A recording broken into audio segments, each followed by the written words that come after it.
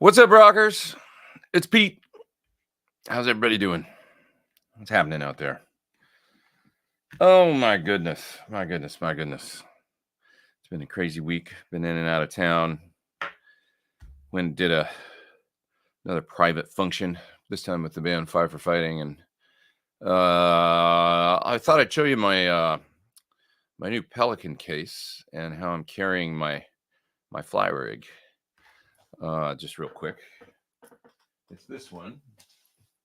It's not a Pelican, actually, to be honest. It's an SKB. But, you know, similar molded. It's got wheels, handle, roller, that kind of thing. Really easy. Let's see if I can show you this. It's right on, and I mean right on 50 pounds with the stuff I have in it right now. So, this is my little quad board, right? Quad Cortex board. And I take this, and this has a Shure tuner and wireless receiver here for the little, you know, the GLX 16. And then I've got a real treble booster on there. I've shown you guys this before, but I use this for a Queen song going into the second input on the quad, which works really good in front of a Vox style capture for one song. Literally when I'm going to play that song, I pull the cable out of the tuner and I go right into here. So there's no buffer in line. And it's just right into the treble booster out of the guitar with the cable. Cocoa boost on there, just in case I want to, you know, just a lift or mid boost. That's it. But anyway, this board, this Tempo board weighs like nothing. It weighs 3 pounds or 3.5 or something with nothing on it. You know, so the board itself weighs nothing. And then it's quite light even with this stuff on it. Probably like, I don't know, 10 pounds, 12 pounds maybe. Max. I have outputs on the side of it for 2 go out to feed power amps, which I'll show you here in a second. And then these 2 XLRs are what feeds the house. So that's coming out of the main outs on the quad. They just terminate over here. XLRs go to the PA and the monitors. 1/4 inch runs back to a couple power amps and a rented cabinet so that I have some on-stage sound. So the case, which Dragon case is foamed out really nice, looks like this on the inside, right? So there's like, and the bottom there's room for cables and stuff. Pedal board just lies on top. So pretty cool. Now I bought one of these. I bought a second Tempo board because I'm going to build a little pedal board to have like just like a small version of my main board.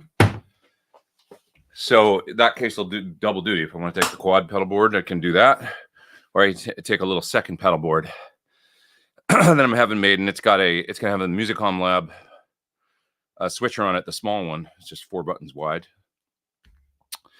And what else? Just gonna have like it's a slimmed down version of my main pedal board, so it'll be really basic and cool. And then I can fly that around, or I can use that board here. You know, it's just versatility, basically. I have a couple pedal boards then, small one, big one, and the quad rig. So right now there's Seymour Duncan power amps in the bottom of that case. That's what I've been using.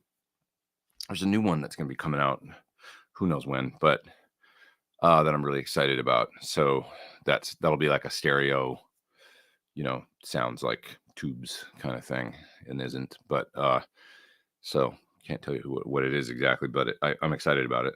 I haven't tried it myself, but I think it's going to be really cool, evidently, from what I've heard. Yeah, that's it. So if you got any questions about that stuff, I can answer. But what power supply is on the board? I don't remember for the pedals. What did we use? The quad is just getting AC. Oh, it's this one. That Kiox one or whatever, High 5 mod it says. So yeah, so that's what's powering the Shure and the Coco and the treble booster. Basically, that's it. Yeah, it's a nice super chat there. Thanks very much for that. Appreciate that. Let me see if I can find that. Was there a particular reason you stopped doing wet, dry, wet? I see that super chat. I'll grab that in just a sec. Um, yeah, you know why I stopped doing it was too complicated for the bands I was in. So I was playing with Chris Cornell, and there was always another guitar player. That's when I started doing it. And even then, I was like, "Is this weird?" Like, because it was like, it's stereo, and it's like if you got two guitar players in a band and you're playing live, it can be advantageous to just have a mono rig and pan one guy to one side and pan the other guy to the other side. Now I run a stereo rig now, but I think what probably happens in the PA is I kind of get panned, somewhat to one side and then all the way to the other side. And then the other guitar player is panned to the other side. And you get this kind of wash of image of, so, but anyways, it seemed to kind of, like the three cabinets can get really convoluted. And especially when we would go to, which we did a lot of, we would go to do TV and you'd have to explain to the local, whoever was mixing the show, because it's not your sound guy. It's like somebody that's in a booth somewhere that you never even see. And I would have to explain, like, look, these three cabinets, the center one and the two outside ones should all be the exact same level. And, that kind of thing, I think back then I was running less dry in the outers. So they would look like they were lower level to the many times. Or if you're only running effect in them, people get really confused because if it's delays and it's stereo, they see this healthy signal up the middle and then they see this stuff bouncing around and they go, maybe we should turn those up, and then you're just in this wash of delay. So that kind of chaos, mixed with the fact that if you get a keyboard player, two guitar players, like kind of a big band, having all that, like that stereo stuff is actually kind of like convoluting in the mix. I think I learned that, like, for instance, like playing with somebody like, let's say, Don Henley, the Eagles sounds were all little Tweed amps and stuff like that, and Tweed Deluxe, and it was very focused, kind of smaller sound, but very focused in the mids and stuff. And then a dense mix with acoustic guitars and maybe piano and other things, that sound can tend to be, it's better to live in your space a little bit than try and take up a huge wash with a massive tone. It doesn't really work. So it was more about the gigs I was doing. It worked pretty well in Melissa Etheridge's band, because John Shanks had done a lot of her records, and he's a big, stereo guy and loves stereo delays and stuff. So, and he actually was one of the ones that sort of recommended me and helped me get the gig. And so for some of her sounds, even though it's kind of a straight up rootsy rock and roll gig, there was these stereo delays and kind of edge like things going on and stuff. And John really liked it if I replicated that stuff like the records. And so it worked pretty well for that band. But I would say that Wet Dry Wet, in conclusion, is great if you're Eddie Van Halen, and you're the main focus in the band. You're great big wide guitar sound. You're trying to fill up a lot of space. Actually, it's the opposite, as opposed to trying to slot into a space because there's so much other music and mid range going on. Works well if you kind of think about what kind of band you're in and whether or not it's the appropriate thing to do. Whether, sometimes mono and a small amp is the way to actually be heard better than a massive rig. Sounds contradictory, but it's kind of true. That's what I found. So anyways, Roger, thanks for the super chat, man. Appreciate that. How's the aux box as a reactive load compared to either the Sur or the Fractal? The Sur and the Fractal would be a little more like a true speaker curve. The aux is pretty good. It's a lot more like the two notes. So as far as the tech involved and the type of curve that they went for. Are the speaker writers up to the challenge of recreating a Van Halen 1 or 2? Pretty good. I found I could get pretty good Van Halen tones. I did a video with Brett Papa a long time ago in my studio that you might be able to find on the YouTubes, where I used the aux with the SL68, and you could listen to that and see what you think. Will the EQ comp and verb allow me to simulate some of what went on at Sunset Sound? Yeah, sure. Yeah, because it's got kind of an 1176 inline, I think, as well as the EQ where you can make little tweaks for sure, a little mid cut maybe, and then the verb for sure is really nice. The effects in the aux I used the aux a lot on the Pete Thorn 2 record because just for that reason I was really enjoying the effects, some of the mod effects and stereo delays and stuff, and I would track things. I would come up with a sound with it, and I would track things at home a lot. So I was living in an apartment basically at that point, and it was like I could just track that silently at night with it real easy. I use the reactive load and other things as well, but the aux, just with the effects and stuff built in, ended up being a big part of some of the kind of the sounds on the record. Some of the more stereo stuff or whatever was the aux, and I thought sounded pretty cool on the record. Yeah, it's a neat device. It's it's been out for a long time. Maybe they're due for an update or something, but it served me pretty well. One of the things that I like to use it for, um, if I want to get a Brian May kind of thing, roomy lead, I'll go there to the aux, because it's like it's got the room mics built in and stuff, and you can get really good roomy kind of sounds out of it. And once again, it's not the reverb or whatever, it's just the room mics that are in it. So if I want to get anything other than like close mic'd, which I can do here with a cab in the other room, but I don't have room mics in my room with my cab. So anything I'm doing with room mics, also, I've always been a big fan of their AC30 cabinet that's in it. The AC30, 212 Alnico kind of cabinet always sound really great to me in the aux. So if I'm doing a Voxy thing, sometimes I'll just go right there, because I don't have a Voxy style cab mic'd in the other room. It's a Marshall cab. And I'm a big believer that if you're doing a Vox thing, you kind of need the big part of it's the cabinet and speakers. So I'd almost rather IR it, and find a appropriate cab. And so the aux is a one-stop shop kind of for that. Works pretty well. Yeah. So thanks, Ian, for the super chat. Appreciate that. Cavalry, there's another one. Cheers. Missed the live broadcast last few weeks. Buy a bag of beans on me. Thanks, man. Yeah, we're almost out of coffee around here, so we'll do that. Take a run to the grocery store. Man, I thought about it the other day, because I've been out of town so much traveling for gigs and stuff, that I've barely gone to the grocery store all year. Like, I'm not in town enough to like justify going, and buying a bunch of food that's just going to go bad when I go away for a week or 2 weeks, right? And so I find myself like just doing these small little shops, or not at all, and eating out all the time. And it's just like, I just really looking forward to actually starting today, the next few weeks, home for till the end of the month. That's really nice. So yeah. So yeah. Mike says, looks like I got some new lights.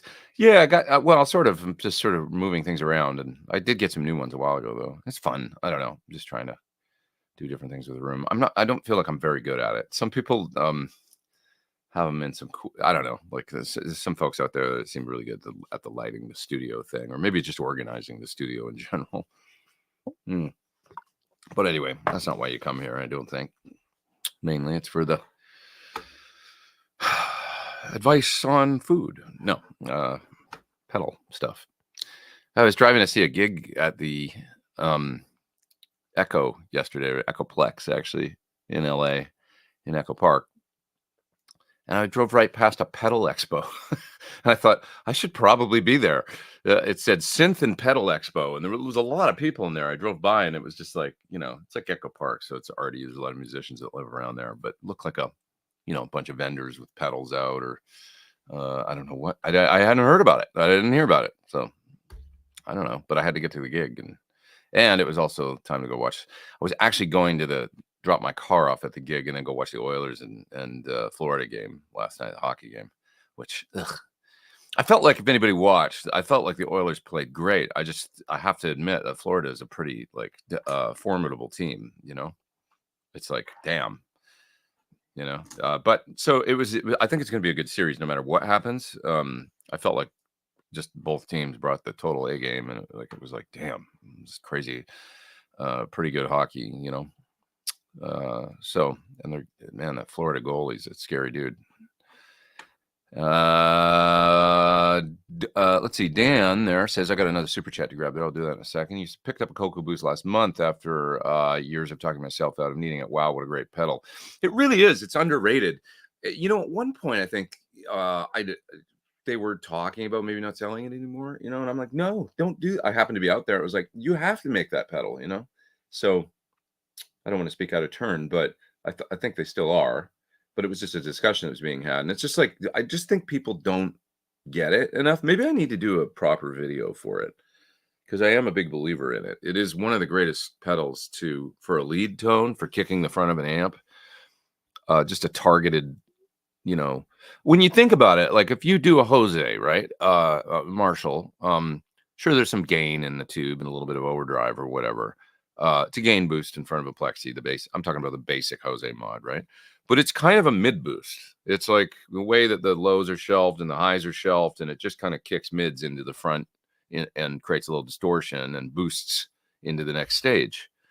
That's the Jose, mod. Basically, it's a tube doing it. But the Cocoa Boost is kind of something like that. It's a fairly not not super wide, but not super narrow either. I don't think mid boost. You can flip the frequency where it's kind of centered, and it just kicks the front of your amp, and it kind of sounds like a part of the amp. It really does. That's one great thing. It doesn't sound like I turned on a pedal. It sounds like I've turned on a gain boost within the amp itself, like almost more than any other pedal that I've tried. It's neat that way.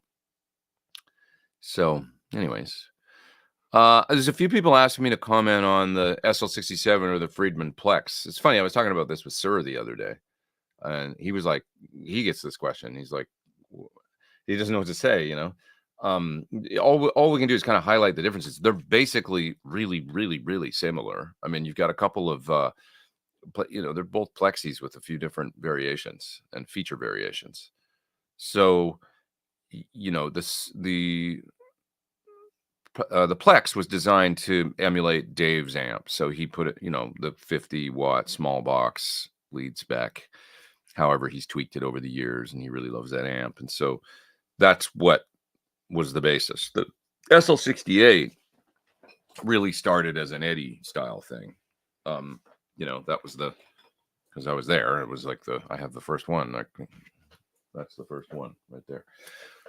So it really started as maybe John checking his notes and as to what was going on with Ed's amp and building an amp that was basically really right there. And then, it evolved into the Mark II version. There's a couple switches on the SL67 and SL68 that you can do the 50K or 25K mid.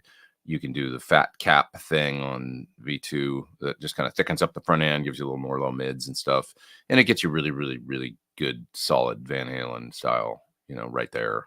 The Plex does that too. It doesn't have those two things, but it's more like a stock spec 68, which is really pretty close. I mean, it's a little different. And then also a neat thing on the Plex is that the inputs are internally ganged, so you can just turn up volume 1 and volume 2 and blend them for fat and brighter. But then you've also got the two bright switches. The Sir has one bright switch just for the volume 1 treble channel that most people would use it on anyway, I guess. The Plex does something that I've never seen another Marshall style amp do, which is it on the volume 2, the normal channel, the kind of dark neutral sounding one. There's a bright switch, so you can add that and kind of get a bright circuit on that side too, which maybe lends itself to different tones that I kind of showcase in my video. So if you watch my video that I did recently on the SL68 Mark II, showing some of the features, and then watch the one on the Plex. You're hearing them through the same speaker cabinet. I probably used some of the same guitars. I don't quite remember exactly what I used in each video for guitars, but same guy anyway, and not that far apart. I mean, I made the one for the Sir about 6 months ago, I think, and the Plex one I just did a month ago or so. So, yeah, that's it, and just figure out what options. They're constructed a little different too. There's that matters to probably to some people, maybe not to others. But if you do a little research into that, the way that they're constructed and stuff, it's a little different. Well, solid amps. You could probably get them to sound virtually identical. So with, pot variances and all that taken into account, little tweaks side by side, you could put them on a switcher, I'm pretty sure, and they'd probably sound just about exactly the same if you set them a certain way, It's the combinations of other features that might make you go one way or the other. And of course, if you can play them both, then you'll know. I should mention a big thing that happened this week is, before I just get to the super chat here, Sir is now at Sweetwater. That was announced this week. So, you can go there and buy guitars that are in stock, pedals, the whole line, amps, the whole 9 yards. It's a big deal. I mean, it makes them really, really easily accessible to folks that don't have a store close to them. Everybody's familiar with and accustomed to the Sweetwater sort of way of doing business, is selling things and returns and everything like that at this point, I think. So that's kind of a big deal. And so if you have any thoughts on that, I'd love to know what you think. We could have a little discussion about that. It's an interesting subject. You can get Sir now at Guitar Center and Sweetwater. Interesting. Okay. Thanks so much for producing Thornbucker 2. Those are Sweetwater 2. I put one in my Strat and Les Paul. Now they sound better than ever. That's awesome. You love the parallel and coil split tones. Me too. I really love the parallel sound, and I use the coil split humbucker all the time on my 2 humbucker version. I've really been having fun playing the old school 2 humbucker version quite a bit lately. I've got that blue one here that's back there, and I took that on a Five for Fighting gig, and it's just really great. I really enjoy all the I can get so many tones out of that guitar, almost anything I need, and they all sound good. It's like sometimes when I was in the middle of the Five for Fighting set, I'd be like, well, let's try the middle position, 2 humbuckers on this tone tonight.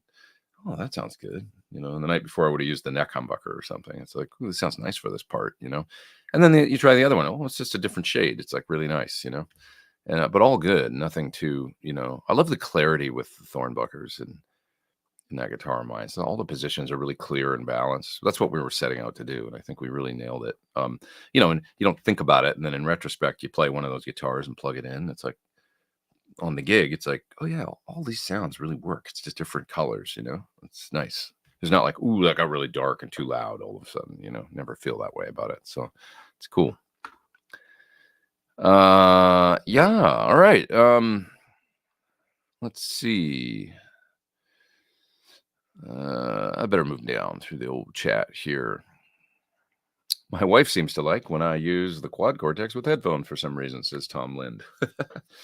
Yeah, well, it's a good device that way, It's great. It's, you can take it and use it on stage, or you can studio monitors or through headphones. It's awesome. Great tones. Yeah. L. Scott Music Lawrence says Costco has really great prices on whole bean coffee right now.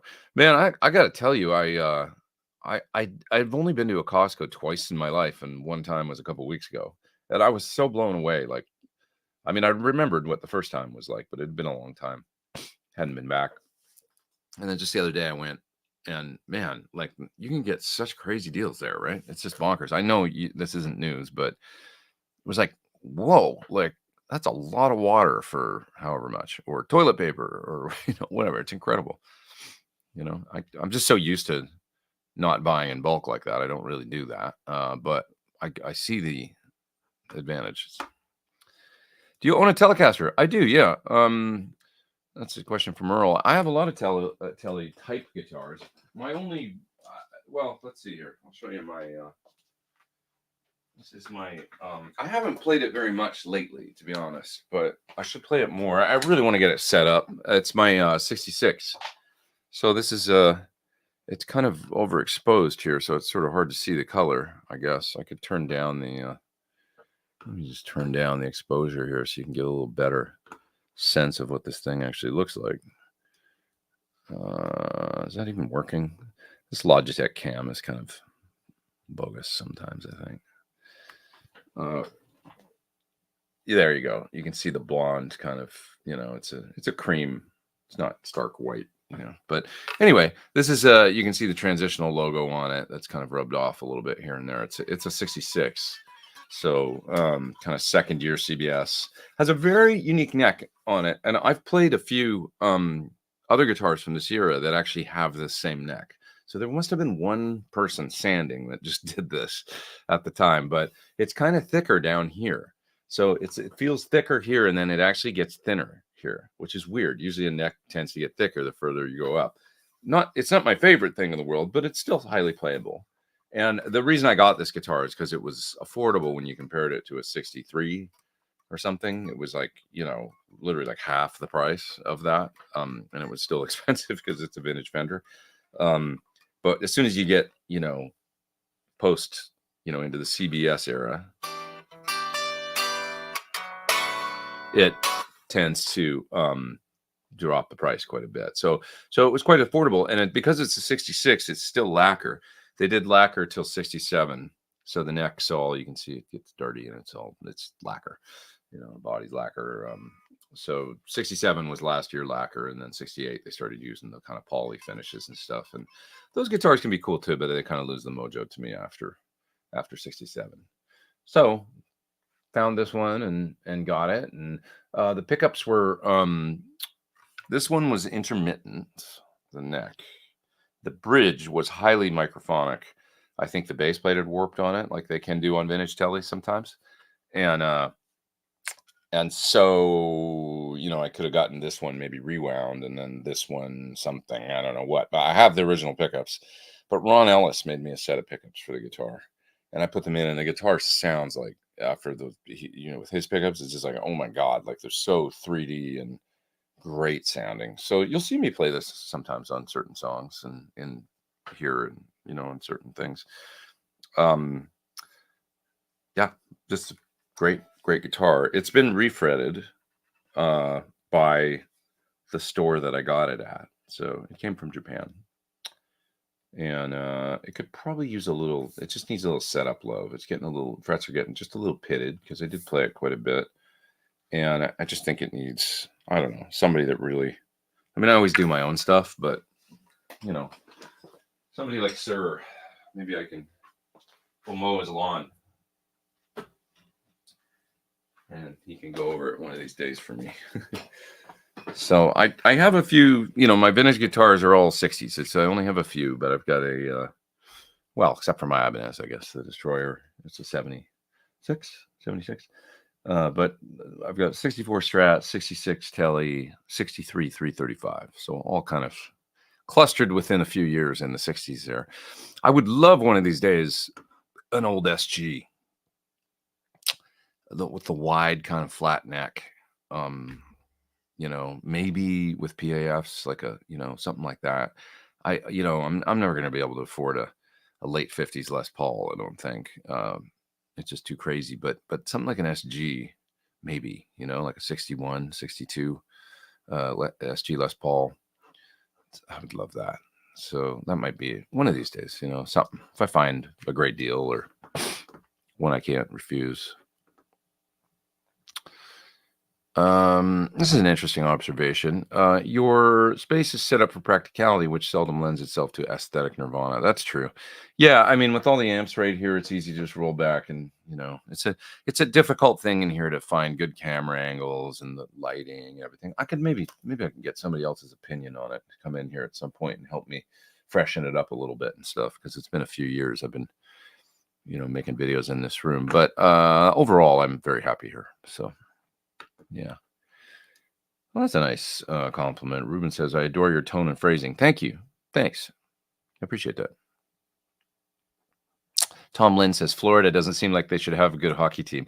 I know. Yeah, I feel the same. I'm like, Florida hockey? What? Oh, they're pretty good, man. Gotta say. Give credit where credit is due. So Oilers have got to really bring it. We'll see what happens. We will see. How do we tell them that we don't watch hockey? Well, that makes one of you. I bet any of the Canadians in here are gonna disagree with that. I know they will. So I think I've got allergies today. Hope it's not a cold or something getting me right as I get home and want to enjoy my home time. I'm just feeling like I think it's allergies. Let's just tell ourselves that. Saying a good headspace about it. Arthur, there with the super chat. Thank you. Have you tried any of the recent Epiphone semi-hollow bodies? Picked up an Emily Wolf model and a Sheraton. Both are amazing. The guitars, I haven't tried any, but they do look good lately. Like some of those new Firebirds. I think I was talking about them last week on here. Those look great. There's a lot of good looking stuff coming out from them for sure. So I don't know why. I think I've just heard, I guess I've heard good things, and then I see them on the internet, and I'm like, that guitar looks really nice. Something about an Epiphone Les Paul, there'll always just be something wrong with to me. Never looks right to me. But other guitars like Sheraton, of course, because they did that. So casinos and Sheratons. It's cool. And then the Firebirds and stuff, you can, as I was mentioning, my tech Bernie, he mentioned that he would just flip the truss rod cover, put a Gibson one on it because it's a Firebird, so the Gibson's on the cover. So kind of neat. Yeah, Tellyman says, I see Sweetwater is now carrying Sir. Yes, that's all true. So yeah, we can talk about that if you want to. But anyways, Arthur, yeah, they look cool. I'm glad you like them, the new ones, and it's just another positive report I've heard. I've heard good things lately about what they're doing. So, do you know a good free Plexi Tone X capture? I've got one that when I do it's of this Dorino, this red amp right here. It's got a Jose mod in it, but you can turn it off and just do. I did a capture of it in the Plexi kind of mode, and it sounds really good actually. Yeah, and other than that, analog M or amalgam audio. What's the guy? Just forget the name of his company, but it's a dude that does Tone X captures, and if you search on the gear page, you'll find he posts there and stuff. He's got a whole bunch of vintage Marshall stuff that captures and stuff that he does for both Quad Cortex and Tone X, so they're quite good. I mean, he does them really well, really well. Oop, my light is on my phone. Let me turn that off. And let's see what else. What else we talking about here?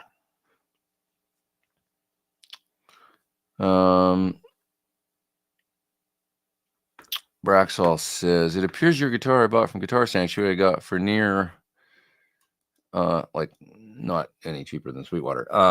Yeah, the prices, Sir prices are unless a dealer discounts something, which doesn't happen a lot, they're the same, like wherever you get them from, basically. You custom order a guitar, you order the spec, it is what it is, So I don't think there's a lot of deals to be had, from dealer to dealer to dealer. You don't really have to shop around to look for the best price for a new Pete Thorn model, for instance. They're all going to be kind of the same. Yep. Difference between dialing in an amp for a live show and a practice space. That's a good question. That you'll find mini amps sound more pleasing in a practice space or like at maybe bedroom volume, probably set darker, and then when you get in a band, they tend to disappear a little. And you might amp up, no pun intended, the top end a little bit.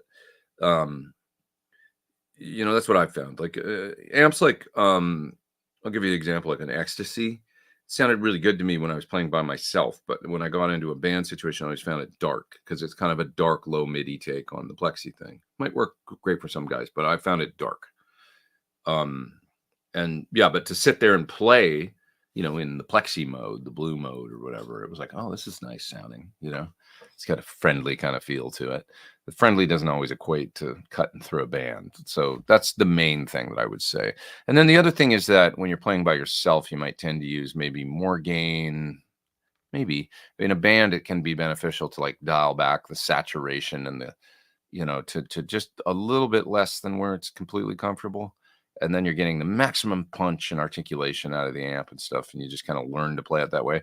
And almost like gain, like you can make up for with volume, like back the gain down, but turn the volume up a little bit. So your sound is good and loud. And then you're getting feedback out of the volume. And you're not it's the only thing about, not the only thing, but one of the main things about, silent stages and all that is you can't get feedback. And then so people tend to pile on, if they're using more distortion so that they can get sustain out of their solos and stuff.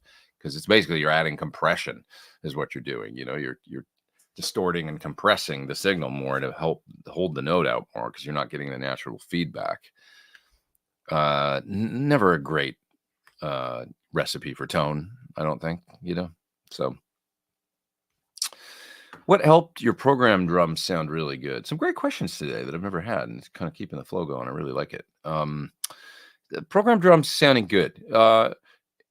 Really getting a feel for the blend of the kit. I use Superior Drummer. Your Easy Drummer 2 or 3 or whatever's out now is a similar program, with a mixer in it for all the individual kit pieces. Spend a little bit of time just making sure when you've got a groove or a beat or a whole song going, that the kit sounds balanced. I find often the snare will be jumping out too loud, or the kick is, a little too clicky, and just bring it down a little bit. So balancing the kit there. Also on the group, like if you're bringing in the drums, as I often do, in to your DAW or whatever you're recording into stereo, just put a compressor on the bus.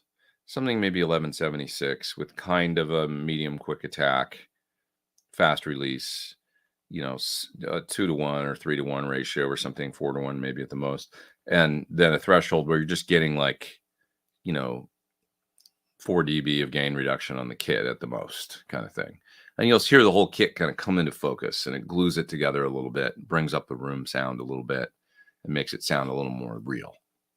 So compressor on the bus is a big one to me. And then just, EQ, like sometimes you can use a little lift.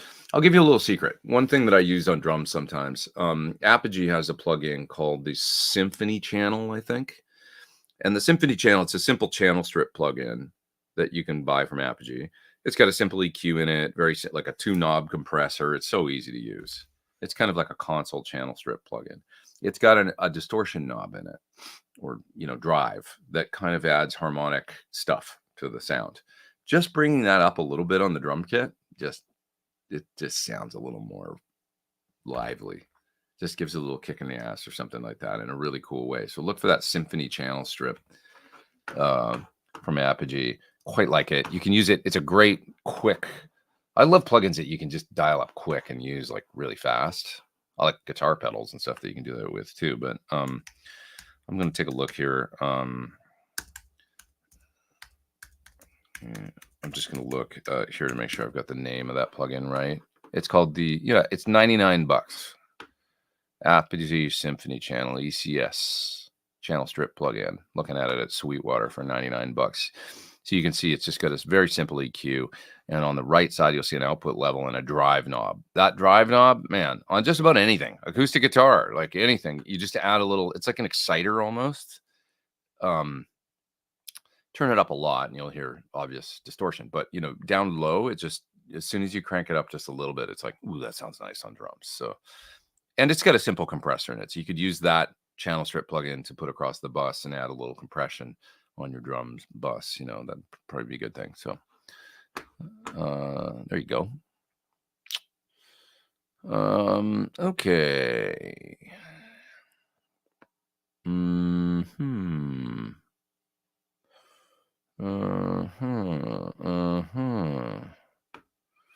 Pete uses Sir Telly with CRS. That's true. Yeah, I do have a Sir. It was my second Sir that I ever got, I think, guitar. That's true. It's like a 50s style butterscotch. Nice guitar. That's always been a really solid instrument. I want to try a new neck pickup in it, because the one that I got is kind of dark, and they say the one Mateus uses, his pickup or whatever, is really quite good for what I want. So I'll give that a try, I think, in that guitar. But the bridge pickup has always sounded great. What size strings do you put on your telly? I'm just a 9s across the board now. Just digging 9s, really. I just got tired of trying too hard, with anything else. I've always had hands that are somewhat, I don't have any problems with 9s, and I've had hands that are somewhat sensitive to different strings sometimes. And so, yeah. Todd says, I would love to start getting vintage guitars. I'm a Mustang guy, so maybe the best place to start. Yeah, Mustangs are, like, they're cool. They're affordable and they're neat. They got a great look. I love the basses too. From that style. So I'd love to get one of those. Yeah. My niece Hurt says, I think it's required by Canadian law that Canadians must watch hockey. So. Caleb is fighting words here. So I don't know. We'll see, buddy. We'll see. They've got a ferocious kind of thing, but we're talking about Draisaitl and McDavid here and whatnot. So there's some serious skill going on there. You know what I'm talking about? We'll see. Edmonton is like Corey Feldman, the comeback king. You wait and see. It's my team, man. Okay, what else we got here? Is the Sir Riot still in production? Yeah. hmm Don't see it on Sweetwater. Really? No, it should be there. I suggest getting the mini. It's great and it's small. It sounds exactly the same as the big one. It's terrific. Great pedal. There's a super chat from Adam. Hi. What are your thoughts on EMG actives? Yeah, I like them too. You say you like them, they sound pretty good. I've got one guitar, just changed strings on it yesterday. Did a little string changing around here. It's my only one with EMGs. So this is the guitar that kind of inspired the look for my first HSS signature. It's not one, but it inspired the look. And the way, look at how cool this guitar looks. It's great, right? It's just so, I don't know. Looks like something that one of the studio cats in the 80s would have used or something. I love the look of this thing. So EMGs, a great guitar, man. So this is a guard that they sent. And that's how we ended up with this guard. Like I would never consider myself a pearl guy, but I wanted to do the guitar in silver, Inca silver. And when I put this, together, you look at the two colors, it's like, man, that is nice with the black pearl guard and the Inca silver. So this ended up being the look for my HSS guitar. And it was inspired by this guitar, which is this is a classic. It's not even the same body shape, different body shape, but great looking guitar, I think. And yeah, I'm glad they sent this guard with this cool, they could have just sent a black one, but it was this one. And it was, sometimes you get influenced by things in weird ways. They just fall in your lap. That's what happened with this. So this is just a standard SASA and whatever is it an 81? I think the standard, the sort of PAF strength humbucker. And I like this guitar a lot. I think they sound good. I don't have any issues. I've got a theory about EMGs and passive pickups and stuff. EMGs are basically it's a low output, design that then is amped up in the guitar with a preamp, as I understand it. So they're real low wind and stuff like that, but then they have the extra gain from the preamp, and that's how they go about the way that they do their thing. And then of course you're buffered right out of the guitar. I have this theory that people that are kind of think EMGs are sterile or active pickups are sterile, maybe they're more hearing just the low impedance buffer thing rather than it's necessarily the active pickup thing. Nowadays, everybody has a buffer on their board, right? Like it used to be people would run long cables and, lots of, oh, sorry. It was like a yawn and sneeze at the same time. Very weird. But anyway, so long, going back to Hendrix, coily cables, long cables, into a fuzz face and daisy chained with a univibe or whatever. You're losing all this high end going into the amp or whatever. Well, if he would have tried EMGs, it'd be like, oh, that's awful. Because first of all, he would have tried them with the fuzz face, and that wouldn't work. Like you can't use the EMGs with a fuzz face or a tone bender or treble booster. It'll go haywire. Sound, you can't. You got to be high impedance going into those pedals. So that's one thing. And then even later, in the late 70s, early 80s, mid 80s, nobody was talking about buffers and stuff back then, even though Boss pedals used them, I think as we got more accustomed to the idea of buffers and that extra high end and clarity in our signal, because people started using more and more effects, and then we wanted to drive long cable lengths. Well, now the EMG versus passive traditional pickups debate goes out the window a little bit because you're buffering anyway. And it's like, the difference with the EMG guitar, and I showed this in a video a while back. The difference with the EMG guitars is that you're buffered right out of the guitar. So you've got no, cable capacitance at all, basically. You can plug a 10-foot cable, a 20-foot cable out of the guitar, and it ain't going to sound any different. It is what it is. And I show that in a video.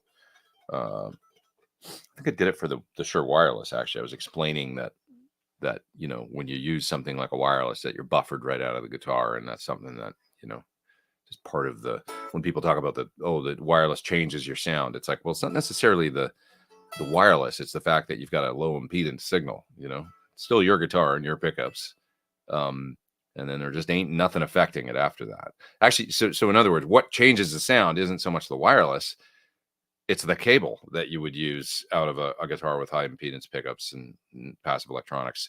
And then that long, 20 feet of cable or whatever going. That's what's changing the sound. It's actually darkening the sound of the guitar and becoming a part of the circuit.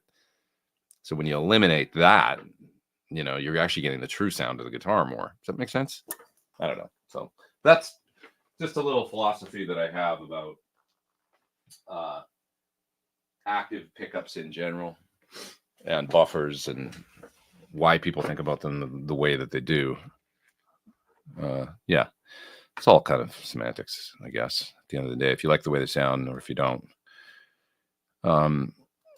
Let's see. Have you checked out the 29 Pedals Unum? And do you think it makes a meaningful difference? I don't really like buffers. That one's supposed to be much more natural. See, this is the perfect segue into a different topic. Never heard of it. 29 Pedals Unum. What's it supposed to do? Okay. The heck is this thing? It's an elite unity amplifier designed to protect and condition your guitar signal. Use it in place of an input buffer. Plug directly in. Never heard of this thing. HBL. What are those 3 little switches on it? I'm just looking at it online here. Unity amplifier. Well, it's doing something. An input driver that replaces a conventional buffer. It says unit is built to protect and condition your instrument signal to prepare it for whatever you want to do with it. Console grade build, great sounding filters, alt path insert loop for your classic fuzz and wah circuits. Oh, that's cool. That's a nice feature. Very interesting. Features 29 pedals, whatever power supply. Says that. Even a few true bypass pedals and 20 feet of cable can hang out your guitar's output and make it feel mushy and dark. True. Buffers can help, but they are often very simple circuits that create some sonic issues of their own. Okay. Una is an elite unity amplifier designed to protect and condition your guitar signal. Use it in place of an input buffer. Plug directly in. First in the chain, you can safely remove all of the buffers if you wish. We recommend an output driver at the end of your chain. Well, so not all then. You can use a conventional buffer or try our output amplifier. Plug your guitar directly into Una with the shortest cable that is convenient. Yeah, I think that's an interesting. What John Suhr always said, and it makes a lot of sense to me, is find the length of cable that you like the sound of best. That could be 30 feet for you, depending on the rest of your rig. You're definitely getting a bunch of capacitance, but you might like that with your pickups. So, just know that the more cable that you use, the longer the cable that you use, the more high-end roll-off, and the more you're going to move that resonant peak down low into the, high, down to the high mid treble, down into the low treble range. Just depends where you want it to roll off. The cable can kind of become a part of your sound, I guess, like it or not, and sort of, unless you're using a wireless. Okay. Sorry. Swallowed the wrong way. I like that this thing has an effect loop in it, though. It features an effect loop that activates when Una is off. It was designed for use with vintage or vintage-style fuzz pedals. The interaction between your guitar and your fuzz is disturbed by any buffering. That's correct. Not all fuzzes, by the way. Big muffs are fine. Certain hyper fuzz from Boss works great with buffers. Doesn't matter. There's the crazy tube circuits. The one I just did the other day, the video for this week, Cornerstone, works quite well in most settings with a buffer. So this is it's not a one size fits all statement, but there are a lot of fuzzes that just don't work with buffers. Anything fuzz face or tone bender that's accurate, not really, generally speaking. Yeah. So okay, well, neat. So they've kind of thought of all that, and looks like a pretty good. I mean, I question. It looks like it's super high quality. It says it'll take over plus 18 dB input. That's one thing that's important. Like sometimes, really hot guitars or like a Music Man bass with active pickups that you're rolling the treble and the bass knobs up on, they can have a ton of output. And so they're making the point here. It says Unum will take over plus 18 dB of input with extremely low THD. A lot of, yeah, this is true. Many other pedals fold about plus 10 dB. Like you hit them hard and they'll distort, and you can actually hear the buffer distorting. It's not a good sound. So yeah, that's cool. That extra headroom means that fast transients won't ever run out of room. No relatively normal electric guitar could clip this even for an instant. It's absolutely flat from 10K to 50 kilohertz, or sorry, 10 hertz to 50 kilohertz. But all the above features create a perceived tone sweetness. Sounds cool. Sounds like it's a really good buffer, that allows you to disable the buffer with a loop. At the end of the day, very simple. Yeah, it looks cool. It ain't cheap, we're talking $269 for a buffer. I'd love to see what's inside. But it looks like a cool product. I'd like to try one. If anybody knows these people, tell them I'll make a video for them or something. I hadn't heard of it, but we already did that. Super chat on EMG Actives. This is interesting. Earl says Pitbull. This is a store down around San Diego. I did a clinic there. Very nice store. Carry lots of great stuff. Will match any price online, and they carry a full line of Sir guitars. I love Pitbull. They're a great store, absolutely. And so they'll do price matching, that's really nice, for sure. That's interesting. Sweetwater's Gear Exchange has a used Pete Thorn HH for a reasonable price. I love mine. I do. My red one is one of my favorite guitars. Yeah. Pete, I see on Twitter that Japan is giving away homes. Is that right? I've heard that you can buy houses, I mean, they've got a real crisis there of the aging population and people not having enough babies. So, and that's kind of happening all over the place. That's happening in Russia, that's happening in Korea. And yeah, so to derive the economy, they don't want these ghost towns with like houses, as people get older and they pass away, inevitably you end up with, and also just young people moving to cities like Osaka and Tokyo and stuff in Japan for opportunity. Obviously, they don't want to stay in, out in the skids necessarily, so these houses become unoccupied, and then, and it's just is what it is. So it's a real problem, but don't think that I haven't thought about it, because I love Japan, and maybe I'll just go there and be like, hey, how about I pay you guys taxes? Let me live here for a while. Love it so much. I'm a happier guy generally when I'm there. So, yeah. Can you tell us the process you do when writing the guitar part for a song? It's just not really I just try and come up with a riff that's cool. I mean, I will say I try and put a twist in everything I do, like something that's not typical. I get bored these days I'm not one to harp on like, oh, all new music sucks. I don't think that. I think there's some great stuff I hear all the time. But I'm really one to just be like, come on, people, like, let's push like the Beatles used to, or whatever, or XTC, or do something that twists my ear a little bit, not just the same four chords again over diatonic progressions, So I'm always trying to, throw in something that gives it a little twist, a little out of the key, or, but it still sounds good, like a little key change or something. So, yeah. And then, there's an arc to everything. It's got to go somewhere. Where's it going? Has it got a direction? I don't know how to describe that, but there should be an arc to it, just like a good movie or television show, or, where it's going somewhere. It's not just treading water, I think of music the same way. If you don't have an 1176 style compressor for your kit and you're a Logic user, the built-in multipressor works well too. The multipressor scares me a little bit. I've used it a little bit, but it freaks me out a little bit. I find it a little hard to use. I like the UA one a lot. Their multi-band compressor. Is that what you're talking about? The multi-band compressor? Or are you talking about the compressor, like the standard Logic one that pops up on the channel, and then you can do different like FET style and VCA style compressors and stuff. Maybe you're talking about that one. It does work really good, actually. It's good sounding. The built-in plugins in Logic are great. I mean, the vintage EQs sound really good. I'm about to buy a new computer. This one's aging and pretty much aged out, I think. So I can't update it anymore. I can't actually load the new Logic in this computer that I'm on right now. And I really want to try it. So it's like, well, I got 8 years of it. I guess it's time for the new one. So I think it's going to be a Mac Studio for me this week.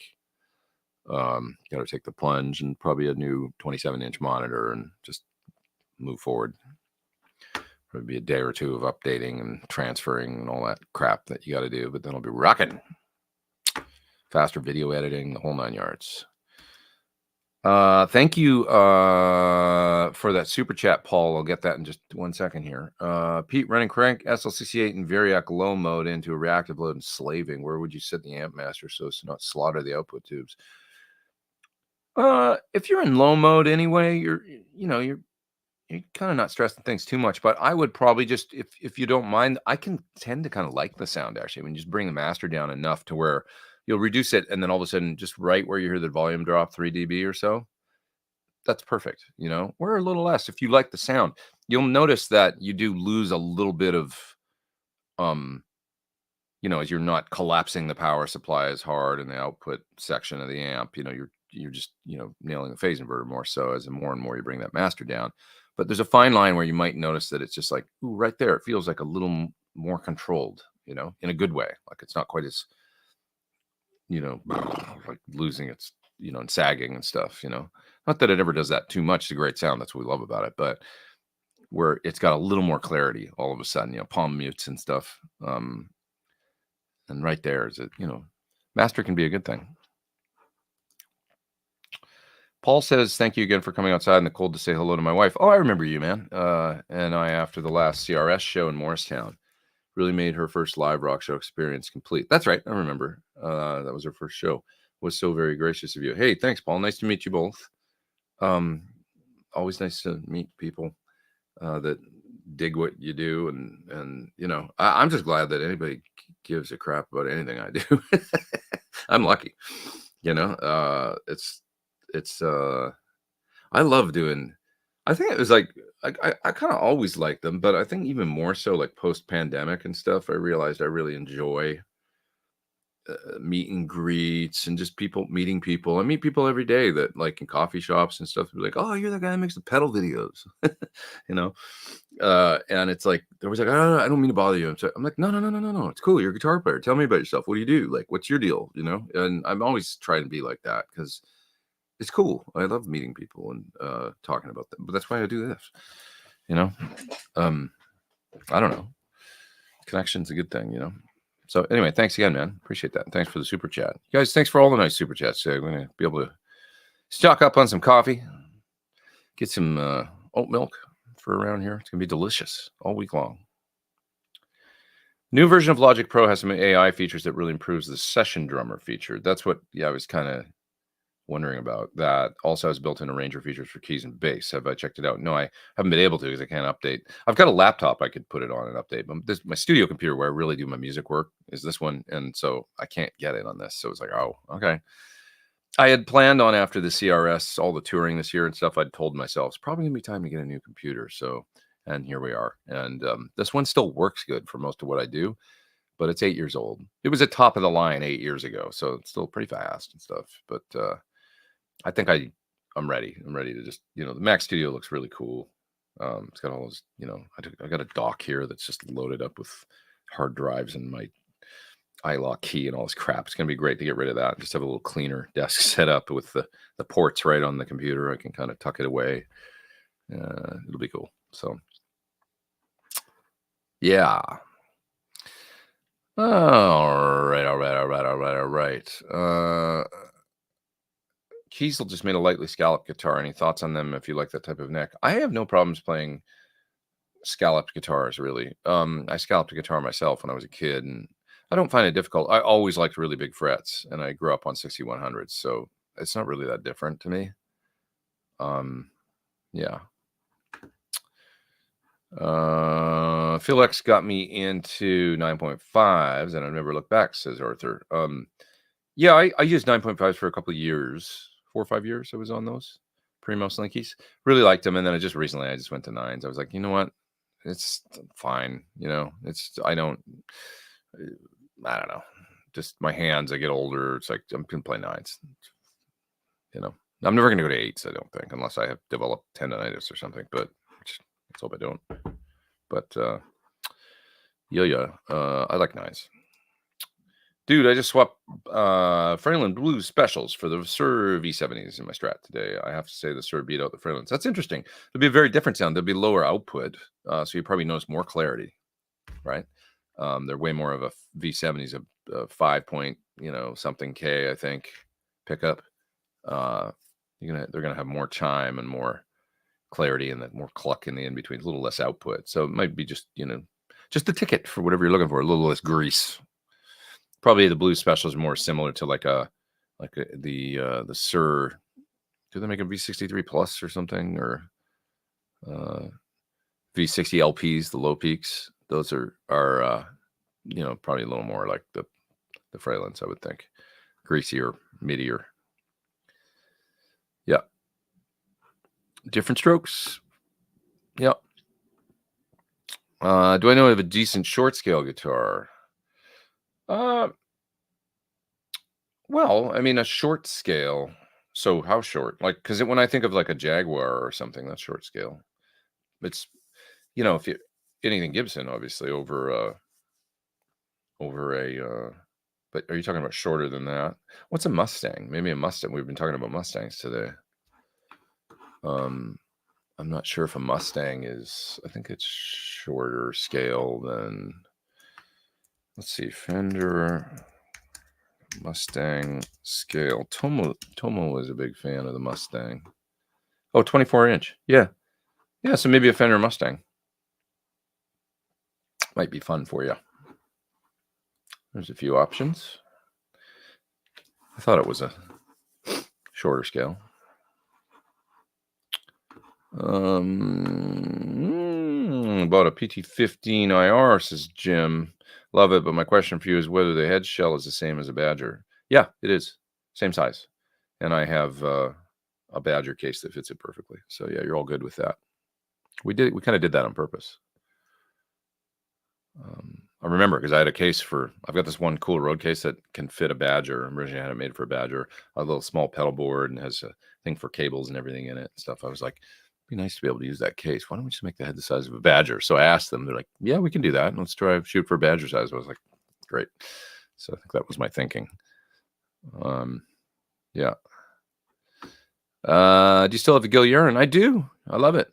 When I pick it up, I'm like, why don't I play this more? Just, you go to different guitars over the years for different things, but it's an amazing guitar. Great guitar. What a tone. Oh, I'm enjoying this today. Great questions here. Chris says, I think finding a good 90s Gibson could be the way to go right now for those wanting to stay ahead of the curve. Yeah, they're good guitars, man. I've got a 90s, like a 94, 95 wine red Les Paul that is terrific.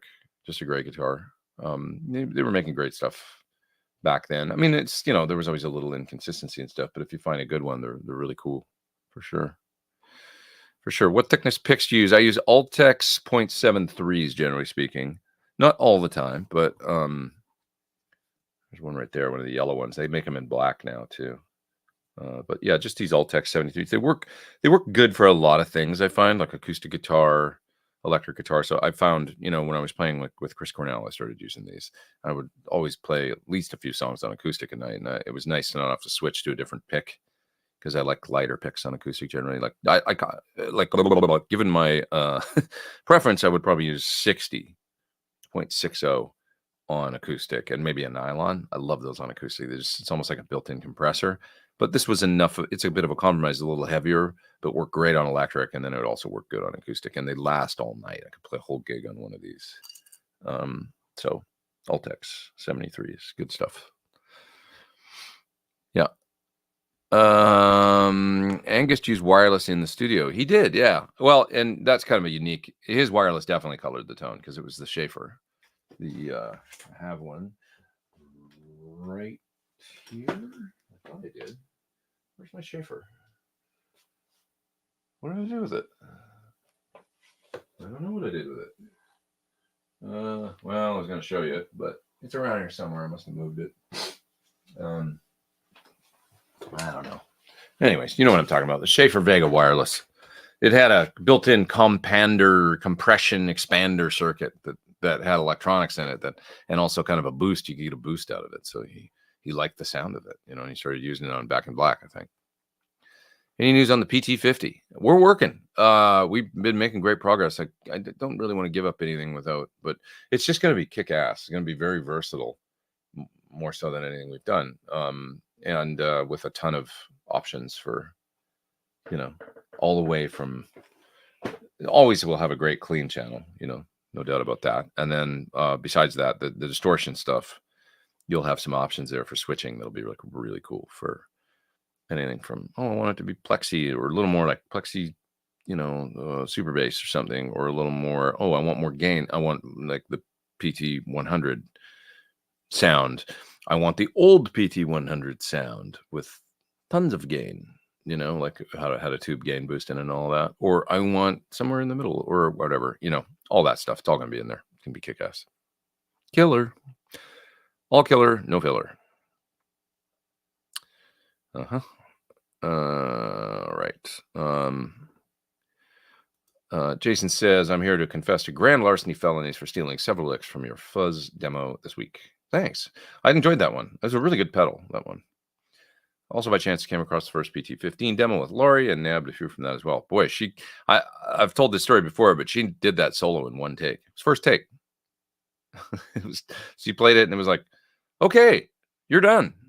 Like, you just got here 5 minutes ago. It was amazing. I was like, do you want to try a couple more? Just see what happens. And then she did a couple more and we're like, well, I like the first one. That's what you hear in the video. Killer. Yeah. Oh boy, oh boy, oh boy, oh boy, oh boy. Another vote here for 9.5s. Christopher likes them. I like them too. I mean, I just liked even a little lighter than that. So it's another super chat I got to grab there. Thank you for that. I'm going to go pick that up in a second. Almost got 300 people online. That's nice. I know I've been a little inconsistent with the time lately, so I really appreciate you all coming back and bearing with me as I was traveling and everything. Nice to have you all here. I always worry, every week. It's like if I'm not there, it's going to fall off in popularity. But it's great. We've got a great little community here, folks. Very happy about it. There's another vote from Sasha Boo Boo. I met you there, I think, right? Pitbull Audio National City is amazing. You came to the clinic. I remember you. Yeah, great store. When do you come to Denver? I don't know that. Next year if we do a classic rock show, or if I'm in some other band or something, I'm sure we would go through there. Didn't go there this year, but gotta happen. Todd says I would love to go to Japan and make babies. I get it, dude. That's a lovely place. Get a house and build a studio. Hey, Josh Smith did it. That was a big inspiration. Bought his house in Japan. I was blown away. It's like, wow, you like it as much as I do, maybe more. Japan should also give us the language installed in our brains. Yeah. Hi, dozo. Onegashimasu. Nihongo. Nihongo wa skoshi nashimasu. Benkyou shite. All right. I love hockey, says Ben Tom. Me too. Oh, this is a cool. This is some really interesting questions and comments today. I sometimes hear shades of Elliot Easton you're playing. Was he an influence? Absolutely. I mean, I think Elliot was the master of the appropriate guitar solo. He played such cool, complementary, where the solo is like such a great part of the song, almost like Brian May, but he was in a little bit more of a pop American kind of way. But just the perfect little, like the solo in You're Just What I Needed. Is that the one I'm thinking of? I think so. Yeah. It's so good. It's like so melodic and with flash and the little six lick at the end.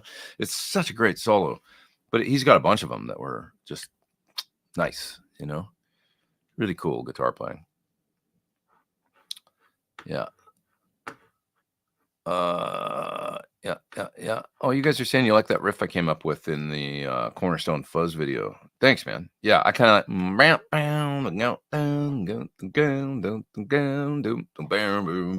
one, right? I like that one too. I really like that tune actually. Maybe I'll visit that for a record.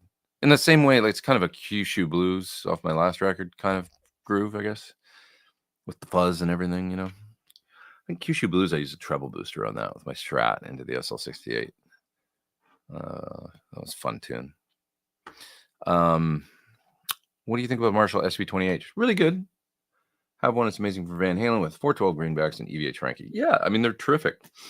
I was like, yeah, like, what were you waiting for? That was the amp you should have been making all along. You know, it's a no-brainer. Inexpensive, basically gets you there. Low volume. Not super low volume, but you know what I mean. Reasonable in a club volume for sure, you know. So yeah, good amp, you know. Thanks, Earl. So you're saying I have great taste in compositions and loves my playing. Thanks, man. Appreciate it. Really do. Alternate tunings are great for writing songs. Yeah, it's a killer rut buster to just throw the guitar in, you know, the Rain Song tuning, for example, or you know, double drop D or Dad Gad, right, or whatever, you know, for sure. UA for Apollo's just had a big update. I've updated. I haven't updated Luna and tried that, but I have the new my console looks different and all that now, you know, and there's a different kind of like organizational sort of layout, and it's cool. Absolutely. Yep.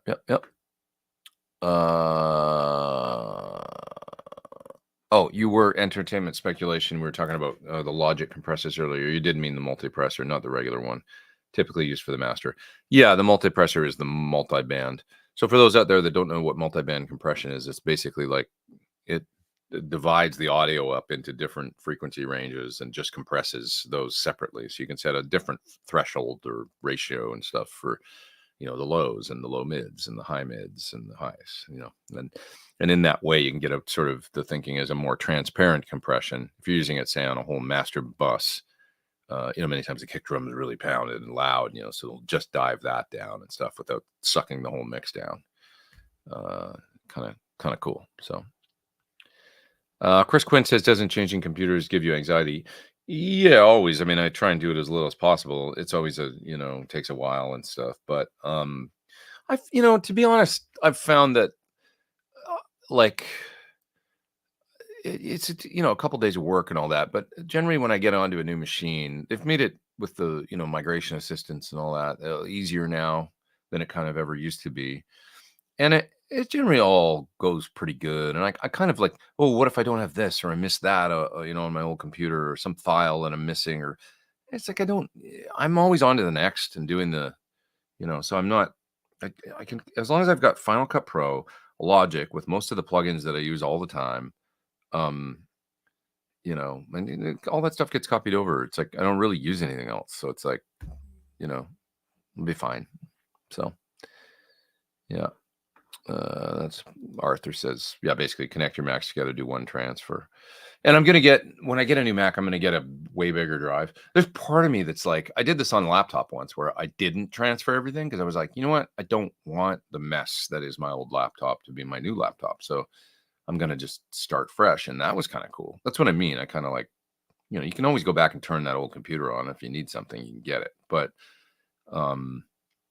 I probably will just transfer this one over. I'll probably clean this one up, kind of go through and try and, you know, spend a couple hours like eliminating programs that I never use and, like, you know, trashing stuff, and just go through and clean it up as much as I can, and then link them together and just transfer everything over.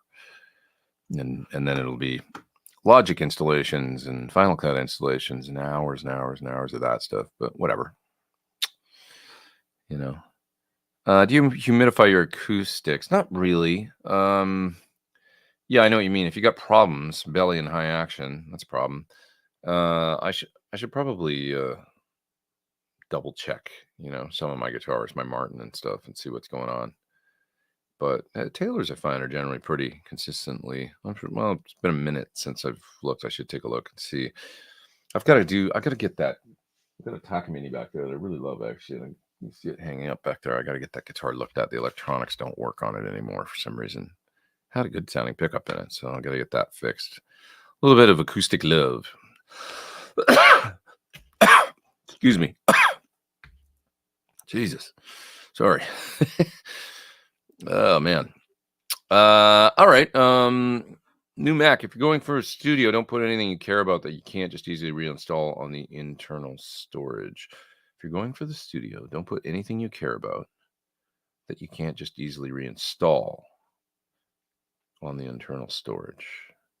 What does that mean? Sorry, I'm just confused by that. Yeah. Can you use WD-40 to clean up contact on dials? I wouldn't recommend that. You get some electronic, like Deoxit contact cleaner. You probably find it at most hardware stores, or at least order it on Amazon very easily or something. But look for Deoxit, Deoxit, or a similar electronic contact cleaner, not WD-40. Yeah. I got to grab that super chat up there. I'll do that in just 2 seconds here. Yeah.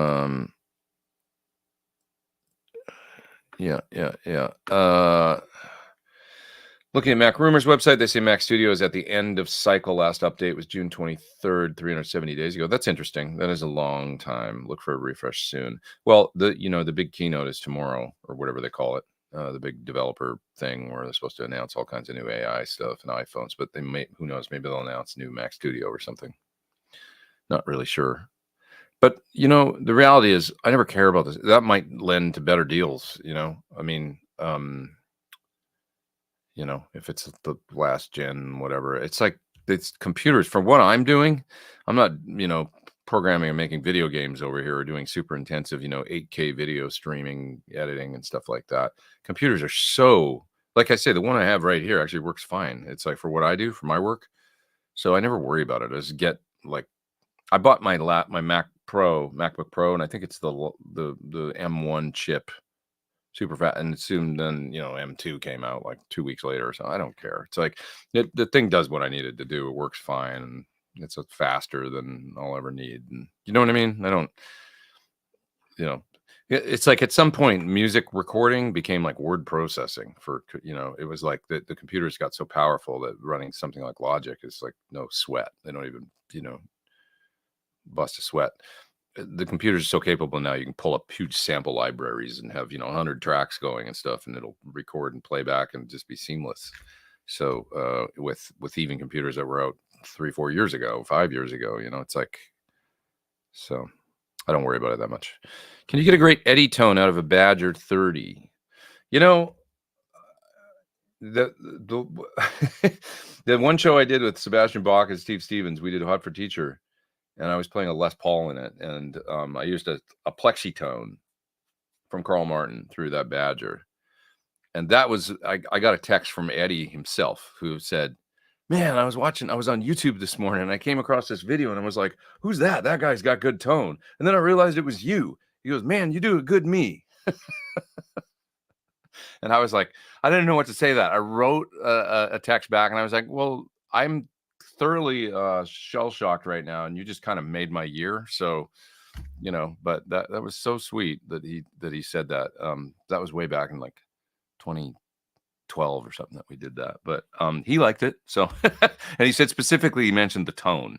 I remember saying, you do a good me, because we did Hot for Teacher, those gigs, so it was fun. But anyways, so he liked it. I guess it must have sounded good. I do think they sound the Badger 30 is a great pedal amp. It takes, like, if you set the gain on 4 to where it's just barely breaking up, and then you can roll down for cleans and then hit it with something like a plexitone. The plexitone sounds great into a Badger 30. Also into a Badger 30, the Coca Boost. Amazing. Sounds like it's part of the amp. It's just awesome. So always a good amp for pedals. So the satin finish on my Cernak has lost its woody feeling. That's interesting. Now it almost feels lacquered.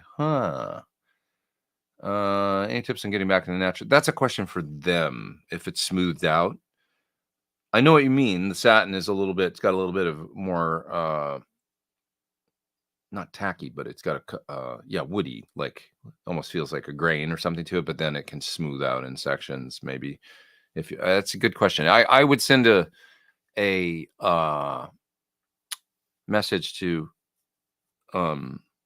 cs@sir.com and ask them what you think you should do. I've approached that in different ways. Um, they I don't want to say actually because how the lengths they'd be willing to go to, but they, it might be something where you could send the guitar in and have it looked at and done in a different way, the finish. But start by make a sport ticket with them and ask them what your options are. That's what I would do. They'll take care of you. Are orange amps easy to tweak for metal?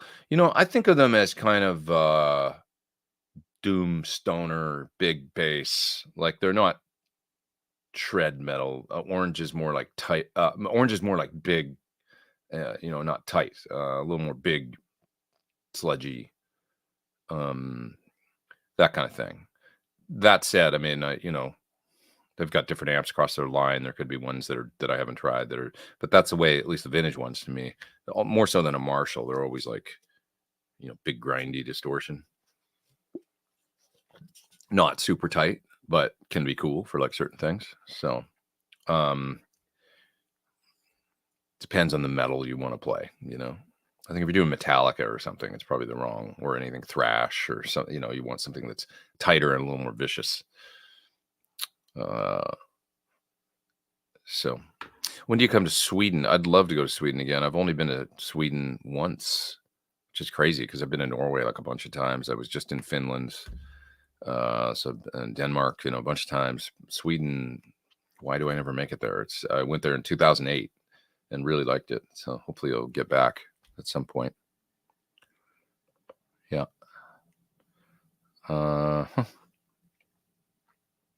It's a little advice from John there I believe John will tell you, this is John Leahy and saying, I think John Surrey saying, will tell you to get 0000 gray Scotch pads and do light parallel swipes on the back of the neck, then wipe it down with lemon pledge wipes. Interesting. All right.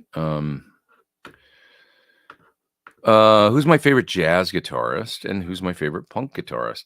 I don't really listen to jazz, to be honest, but I would say, I own more Wes Montgomery records than any other jazz guitarist, other than maybe my good friend who I saw the other day, Brian Hughes, who's an amazing jazz guitar player that was heavily influenced by Pat Metheny. I always liked Metheny too. I mean, beautiful records and compositions and stuff. Really liked his records. Like I can listen to them, just put them on, and really dig it.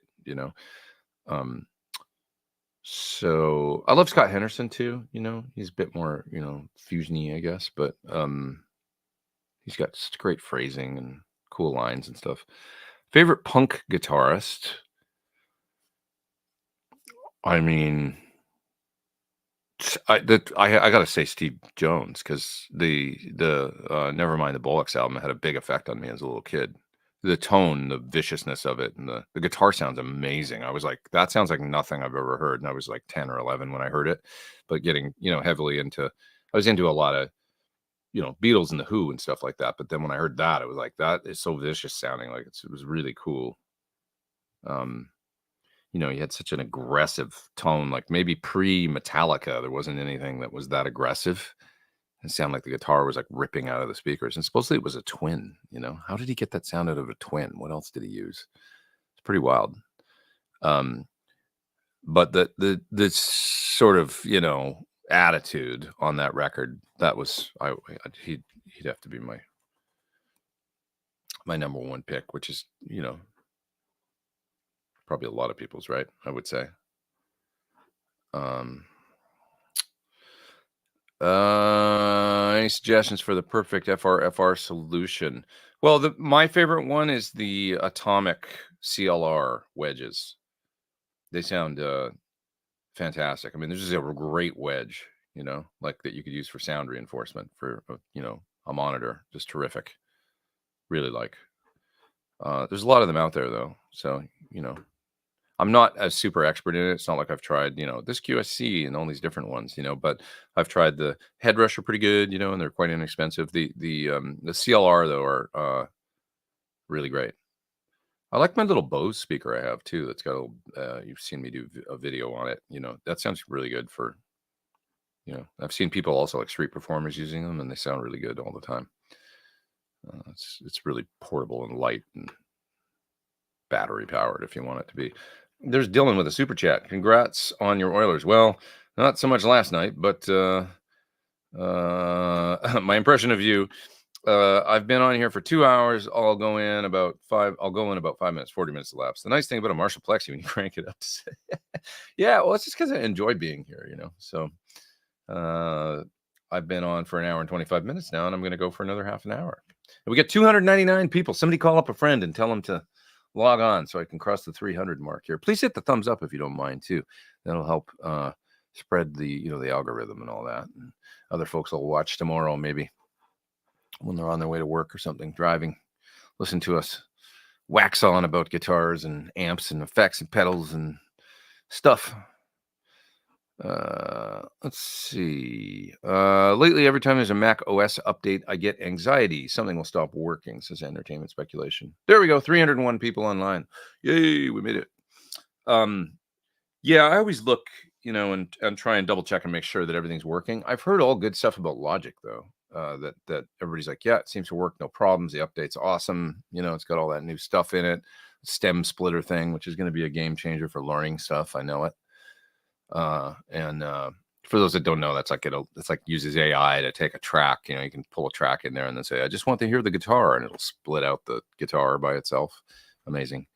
So for learning things, and that'll be a big. I can do that on my phone with Moises, with that app that but then I'm doing it on the phone and then exporting it to my computer and it takes. If I could do it all on the computer, it'd be great. So. Yeah.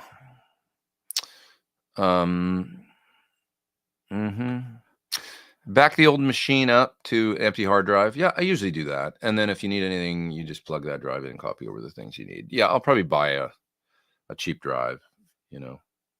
This is just a 512 on this computer, so I'll buy a cheap 512. That'll be $40 or something like that. Back it up, throw it in my pile of drives that I never look at, and it's funny. I did need a when I did the diamond tremolo video recently. Great sounding pedal, by the way. Not tremolo, sorry, vibrato. Diamond vibrato. I went and I listened to my old video that I did like 10 years ago or whatever for the diamond vibrato, and I thought this is a great piece of music, and I just recreated it for the new one. I thought that'll be great because people can go back and listen to the old one, listen to the new one, and judge whether or not it sounds the same piece of music. Made sense to me. So I went back and found my drive that off the old computer and everything that I'd done that session on 10 years ago. And there it was. It pulled right up. All my parts were in there. My bass, everything. I was able to just do it in a relatively short period of time. It was really cool. Would really cool if you had Scott Anderson on the show. I love the Tim and Pete interview. He's such a gear geek. Deep dive with him would be amazing, says Jason. Yeah, I'd love to do that with Scott. Actually, it's a good idea. We should do he's got a relatively new record out I listened to a while ago. It's awesome. I'd love to have him on. He's a riot, so it'd be cool. If anybody wants to see a good guitar lesson, watch the Scott Henderson lesson with Jude Gold at MI that he did years ago. It's really great. Just search Jude Gold, Scott Henderson, Musicians Institute. It should pop up. It's a really good watch and just like great lesson.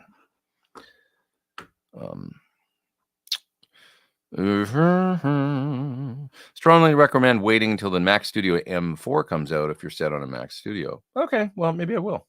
When's it supposed to be out, though? Because I looked, there was some news and it said nothing yet, So, I mean, that's not a bad idea, I guess. But I guess I'll wait. I don't know. Something, whatever. Something, wait, something. I just wanted to update the new Logic, try all this new stuff, but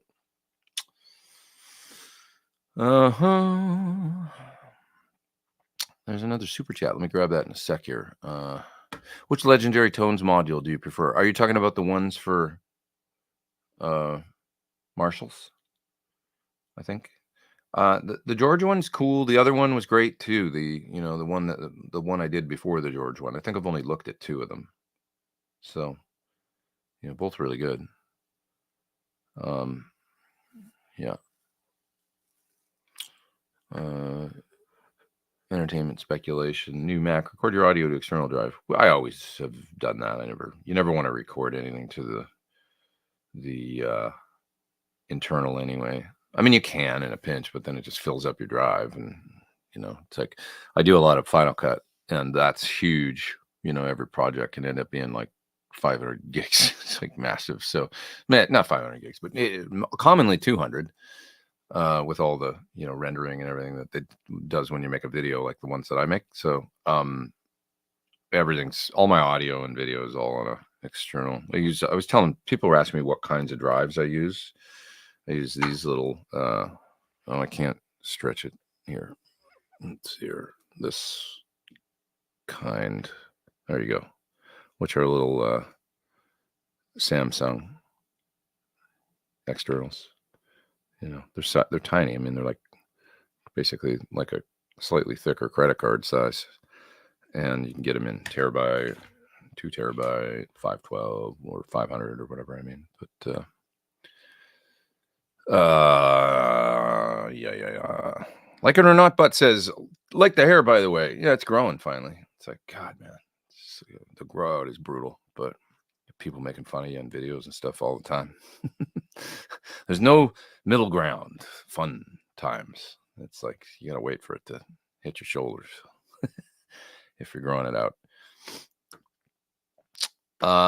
For music, the CPU cores are the most important on a new computer. The GPU cores are for video and not useful for music. RAM and CPU HD for plugins are key. That's all true. That's all true. Yep.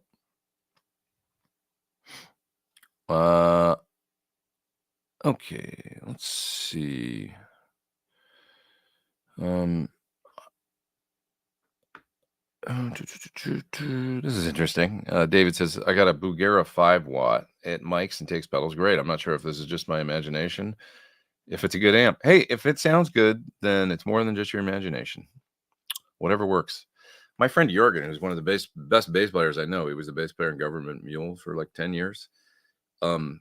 He found an amp in the trash. It was an acoustic head, a bass amp, solid state bass amp. And he just got a cabinet and he used that head as his main gig amp for like, not with them, but like years before that, for many, many years, that acoustic from the trash.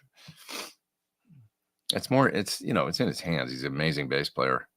And really, bass is like, it's an easier thing to amplify, I think. I mean, sort of the tone on stage is just your monitor, and if you're not going for heavy distortion or anything like that, or the whatever you're using on stage becomes a little bit, you know what I mean? So bass is funny like that, clean bass. It's almost like using a pig nose for jazz guitar, as long as the speakers are good and, you've got enough power and headroom and it's not farting out or whatever, it can kind of be anything. I mean, I remember a while ago, Sean Hurley, his SVT that was rented on the tour that we did with Bare Naked Ladies last summer, Five for Fighting opening for Bare Naked Ladies. Sean's SVT crapped out. So he had the 810 cab and the SVT that was dead. And I gave him my Black Star amped one, which is a pedal that, it's an amp sim pedal with a built-in 100-watt power amp. And he just set it on a clean sort of Fendery setting and, put that on top of this. So it's like big old SVT head or this little thing and plugged it in, turned it up to about the same volume he plays on stage. He was like, it was okay. And the sound guy who had a mic he always puts a 421 on his cab and always has a DI out front. He's like, well, it's not quite the same, not quite the SVT, but sounds fine. Sounds good. I think that's the world of bass. So it's a little easier, but anyways, I digress. It's kind of funny. I just saw some video of Phil X doing Van Halen riffs. Have you ever jammed with Phil X? There's lots of videos of me and Phil online. At GitCon in Germany, there's a few videos you'll find of us talking and just rapping and trading licks and stuff like that. You can check them out. Yeah, so they're fun. I love hanging with Phil. He's my Canadian brother. He's good. He's a good cat. I wish I had his energy. I wish I had his energy right now. I woke up kind of early and then I couldn't get back to sleep. And I finally got back to sleep, and it's common for me these days. Anyways, Steve Jones had Goss speakers in his Twin. That's interesting. But what he had to be using some kind of overdrive, some kind of vicious overdrive. I wonder what it was.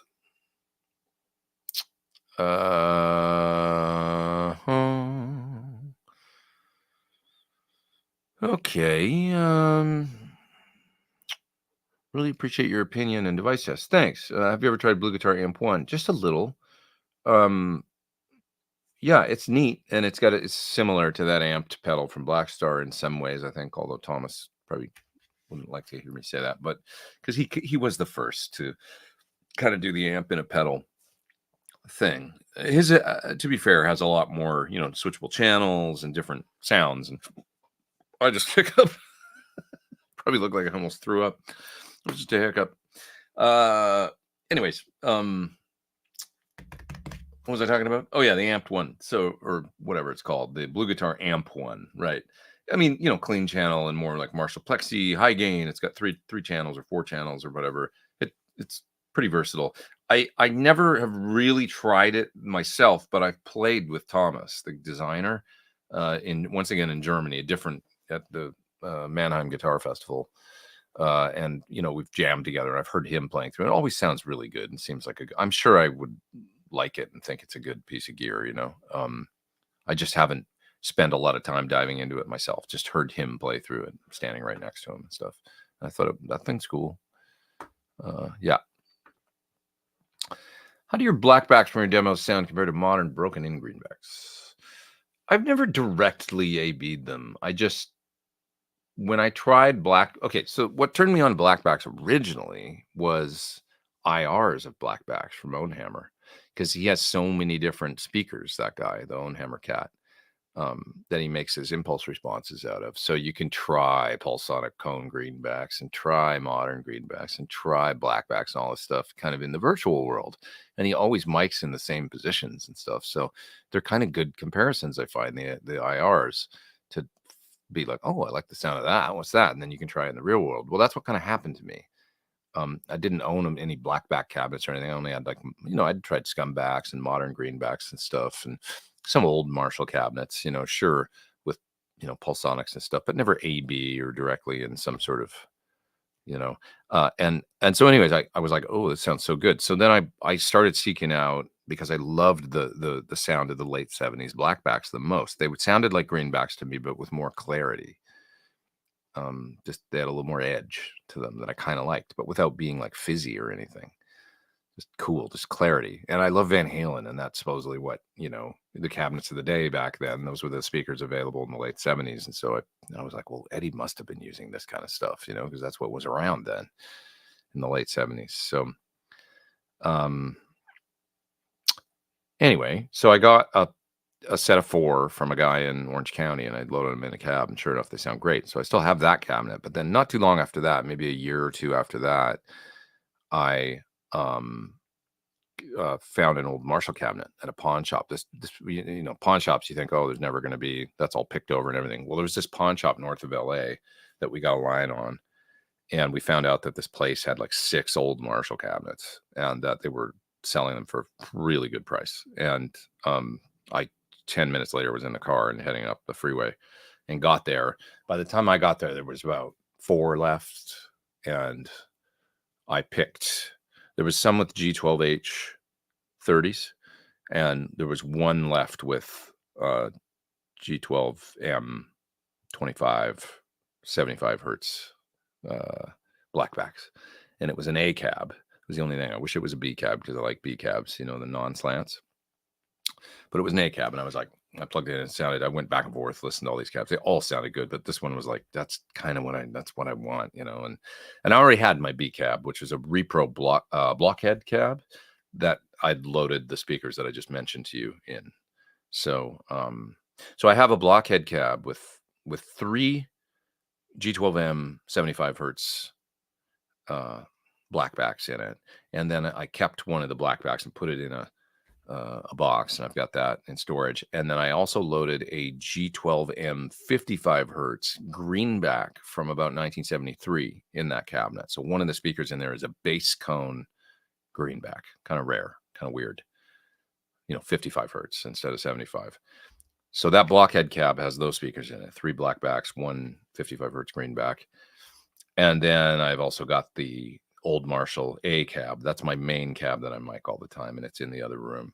And per Scott Henderson's idea, I flip it upside down so that the slant is on the bottom and it's not sitting on the casters. And I have the top, the speakers that would normally be the bottom speakers are now the top speakers, and I mic those. One I've got a 57 on, and the other one I've got a condenser mic on, 1973 from Soyuz. And that's how I do all these videos and stuff for the last couple of years that you hear, mainly through that cabinet, that setup.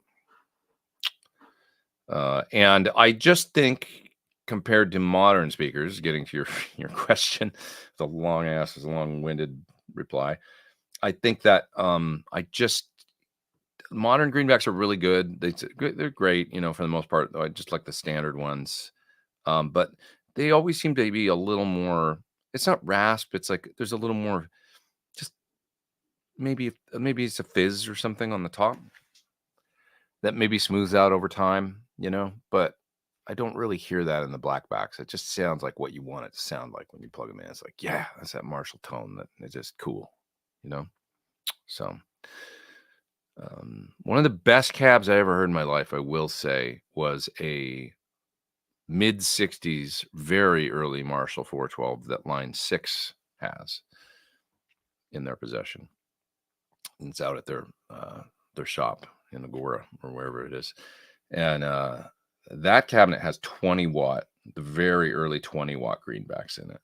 And that cabinet sounds so good, but you can't play it very loud or they'll get mad at you. They don't want to blow up the speakers. But with like a PT100 on channel 2, just with the, not set super loud, just kind of comfortable. Oh man, it's just the sweetest sounding cabinet. It sounds so good. Rich Monks there with the super chat says, who is the best guitarist is a trick question. I agree. Then I saw, but then you're saying, then I saw a video about Kazuhito Yamashita. He is the one of whom it was foretold. I'll have to watch him. I think I've seen him before. Oh, these guitar players these days, they're all too good. Yeah. If anyone wants a good guitar lesson, says Arthur, watch Pete Thorn 5-minute guitar lessons. I should do more of those. Those were fun. Just quick little ideas that were hopefully easily digestible. That was 10 years ago now I did that. Long time.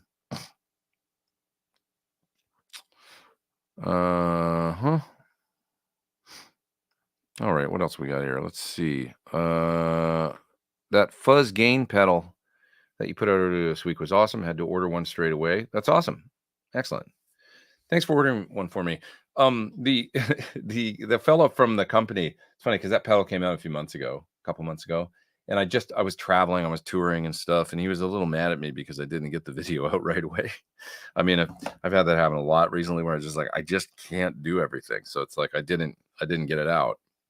And it's funny because I'm sort of like, I don't know about you guys, because you guys see these videos of me and you watch what I do and what everybody does on the internet and stuff. And it's marketing, for these things is basically what it is. But he was a little frustrated that the video didn't come out the day of the release. And I was like, man, I just I pushed back a little bit. He makes great pedals. I'm to preface this with, he does great work and he's meticulous and they're really good sounding, the Gladio and all the pedals. But I had to push back a little bit and go, man, I will still make you a video. I know I didn't get it out like on the release date, but I will still make you a video and I guarantee it won't matter. I'll make the music I make with it.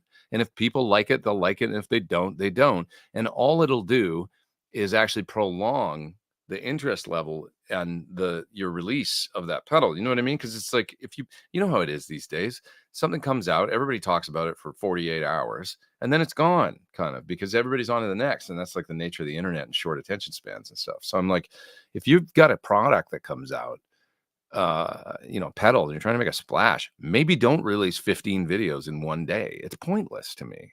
Yeah, you get to everybody's like subscriber base, but all you guys probably follow Tim Pierce and maybe Michael Nielsen and different people that you know what I mean? Like it's guitar community.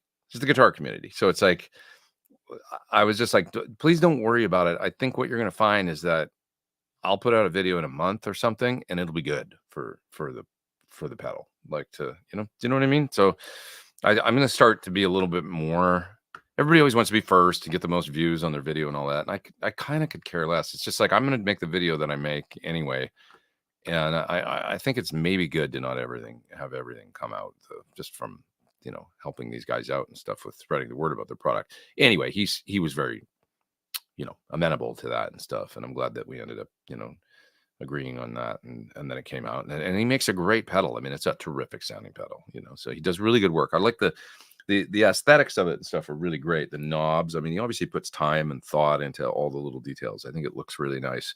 And the circuit, of course, the way it sounds is really great. The way that it works with buffers and still cleans up when you roll down, and really good pedal. It's got a super musical sound. All his pedals have very musical sound. So yeah. Yeah. So okay. What else we got here? What time is it? 1:45. I'm gonna go to another 15 minutes or so, go get some lunch, do some more work today. Yeah. Thank you. Didn't know about the new Henderson album. Yeah, he put out an album and he's doing an extensive tour. I mean, I think he's probably in Europe now. But he's man, I looked at his tour schedule. I'm like, dude, how do you do that? It's like he never has days off. He'll play like 9 days straight. It's wild. I can't do that. Regarding bass, John Entwistle's bass tone was the best. Yeah, he was ferocious. I mean, his sound was such a big part of the Who. I feel like such a big part. So. Patrick says, could you ballpark something for me? Front of house aside, what's like an average master volume number you set your amp live to be loud enough to breathe, but still under the vocals? I love you. Thanks. Here's what I suggest. Go in front of the band stand or stage or whatever you've got. Listen to the drummer play. And maybe if you've got a tech or another one of the musicians in the band or something play your guitar, try that. Have them play just on your main rhythm sound and go stand in front of the band with the drummer playing, maybe with the PA off, and listen to the sound of the snare drum and your guitar and balance your guitar with that snare drum. That's what I suggest. And the bass, drums, guitar, garage band style, no PA. That should all be about evenly balanced. And then the PA just fills in around that. And if anybody tells you to turn your guitar amp down at that point, I'd say, why? You can't turn the snare down. That makes no point. It makes no difference. It's just, I'm balancing with we're an acoustic, based drum thing up here, right? That's the core. That's the heart of the band. Starts with the drums and the rhythm section, bass, but drums, right? That guy can't turn down. Plays the way he plays, whatever. He. And then you just kind of fill in around that. There's your band. Now the PA is just to amplify that, and that always made a lot of sense to me. You don't need to be any louder than that, and sometimes some guitar players would like to play louder than that. And that's maybe when you get in trouble. And I would argue it's hard on the ears and stuff too, but you're not going to get, you shouldn't be any quieter than the drums. Why? Doesn't make any sense to me. So that's what I suggest. Hopefully that makes sense. Yeah. And you need to stand in the beam of your cabinet because they are beamy. If you've got a 412 or something, especially, or 212, and it's kind of low, and they're like, what? It's hitting me out here at the front. Like, that's a thing. Like, you go stand out where they are, go, oh, all right, I hear it. It's, then maybe you're getting into angling your cabinet and all that business. At the end of the day, if you have problems with this stuff, spend a couple $100 and get some of those clear sonic plexi panels like Bonamassa uses and put those in front of the amps and call it a day. That solves all the problems if you want to play louder. Yeah.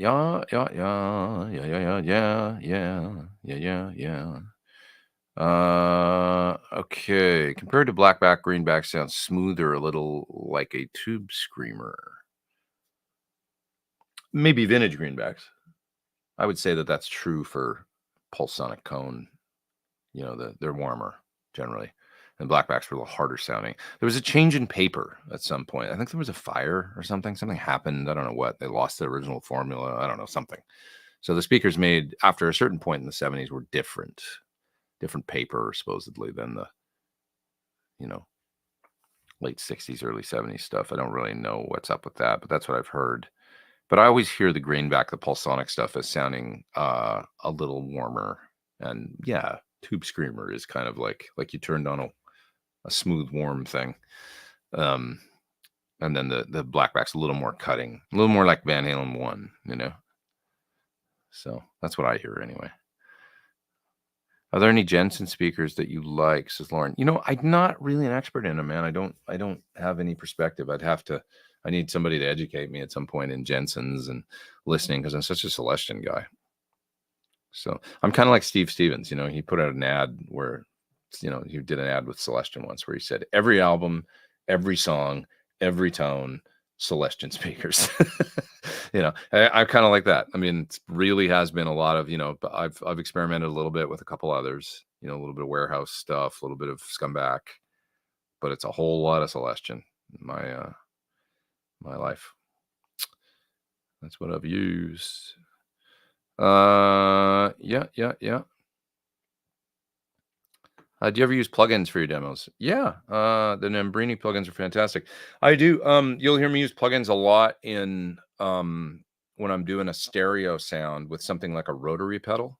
So if you ever watch me do a Leslie simulator, I'm generally taking the two outputs out of it, running it into my interface, and then I'm pulling up two maybe PT100s or maybe the Friedman DS plugin, and I'm panning them hard left and right, setting it for a clean sound. You can really hear the effect, and it sounds. I get compliments on this, like, "What amp are you using on this?" It's like, it's a plugin, because there's something about the, just the clean tone of a plugin with a good IR, and then it really lets the effect shine. You're not getting any kind of like room sound. It's like if you're using a delay or there's a clarity to it. Just puts the guitar right in your face, and you can really hear the effect. And I think people like that. So I think even on like maybe that Diamond video, I think I used. Yeah, I did. Actually, I think I used in the Diamond vibrato video, I think I used PT100 plugin for that. So I use them often when I just need a straight up clean, clear sound, and I really want to show off an effect, usually a mod effect or a delay. Yeah. Do you think the top of an angled cab might record better? Generally, I find when you mic the top of a Marshall cabinet or an angled anything cabinet, it has less low end. That could be a good thing, but the bottom, the more depth you get in a cabinet, I find they've got a little more oomph to them. The top of a Marshall cab and an A cab in general, just you'll find there's less thrust coming out of them. It's just the nature of a cabinet with less volume, and I don't mean volume like level. I mean like size. So it's more about that than standing waves or anything like that. I think there could be a thing with miking the top. This is why I flipped my cab, because I could obviously mic the bottom speakers and have that depth, but then the mics are a little closer to the floor. Even though I've got a carpet in my room where my cabinet is, I think you're still getting a bit off the floor, and that sound of the speaker being close to the floor is the thing. You elevate the speaker and get it up, and now you're getting more just the pure tone of the speaker. So that's why I flipped the cab over, and that was a Scott Henderson thing that he told me he liked to do. I got that from him. I was like, that's a good idea, and I've just been doing it ever since. It's been a few years, so yeah. Turdera City says the best guitar player for me are Tracy Guns / EVH Randy Rhoads. Great guitar players, 100%. Yeah, that's kind of the all the LA guys that were around, and I love George too, and Warren and Jake and all those guys that were also around at the same time. Terrific guitar players. That for rock LA, that thing, awesome. I mean, for me, I love also the whole European you know, great guitar players are the John Sykes, for example, in the same era. Fantastic, you know. John was just a ferocious guitar player. And then, of course, you've got a little earlier Gary Moore, and you know, he came a little earlier. But yeah, love it. Love it. All right, I'm going to go another 5 or so, and then I'm out of here. A couple more questions here. Can you demystify this for me, the difference between an attenuator and power scaling? Yeah, so an attenuator is literally sucking juice off the speaker right out of the output of the amplifier. So you plug the output of your amp into this thing. It's got generally a bank of resistors in it, and they're taking power from the amplifier and then generally passing some onward to the speaker. Power scaling is actually varying voltage. So within the amplifier, you've got your, you know, 120 AC line plugged into the amplifier. There's a control to actually dial back the voltage. And power scaling generally only does it on the B plus or whatever on the power section of the amplifier. So when you do that, when you go like in a Sir Badger or something, you dial down the voltage. Now you're delivering less and less and less voltage to the power section amplifier. Now that you're losing volume, and it's also going to clip sooner because it's running out of headroom earlier. So that's why many times in a power scaling design, like a Badger, they also give you a level control, because it can start to sound kind of compressed and distorted in an unnatural way. But when you bring down that level, now you're sending less output from the preamp. It's basically a master volume. You're sending less output from the preamp into that power amp that's clipping sooner and running out of headroom earlier. So you're not hitting it as hard and distorting it as much. So you can kind of balance, you know, as you bring the voltage down, you bring the drive down, lowers the volume of the amplifier going into the signal going into the power section, and you get less volume that way, and you get quite a natural sound, you know. So the advantage to the power scaling is that you're not interrupting that connection between the output of the amplifier and the speaker, because there always seems to be something there that's like, then it gets into the impedance curve thing and all that, with the output transformer, the amplifier, and the speaker become like a circuit, and they push, you know, and pull on one another. And when you put something in the middle of that, that sucks some of the power, it always seems to disrupt some of that relationship a little bit. And your mileage may vary with different designs. You know, I found a few out there that are quite good. The Tone King, as far as an attenuation style device, seems to be pretty good. But a lot of them tend to kind of screw up the sound and not be as good as what I consider to be another great way to do that is the load reamp. So if you've got a great reactive load, you know, the cabinet is plugged into a power amp, and the amplifier is plugged into a load box. It's loading all the way down to line level, going into another amp, and then reamping into that. That seems to, for whatever reason, that just seems to be less, you know, intrusive on the tone or whatever. You know, you can end up with a very similar sound. Anybody that's tried a Fryette power station can attest. It's like, yeah, it's really quite close to like when you flip the bypass switch on it. And if you've got it in line or out of line, it's like, it's barely any, like, it's splitting hairs. It's really, really good device that way. So, but anyway, hopefully those are the 3 different ways to kind of go at it: attenuation, power scaling, or load and reamp.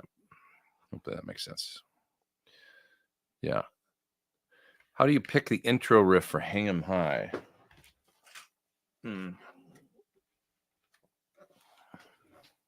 See if you can hear. I'm totally cold here, but oh, sorry. Oh, I'm in drop D. I was like, why doesn't that sound right?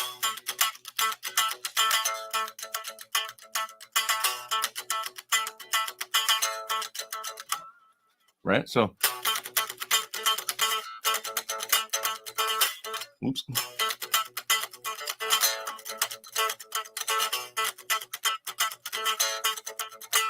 Kind of like that.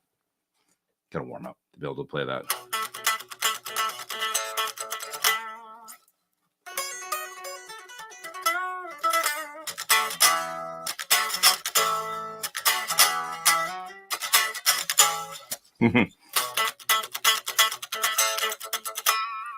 Like that. So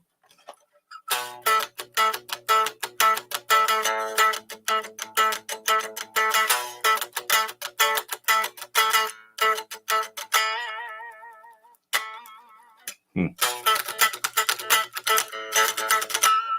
Just like that.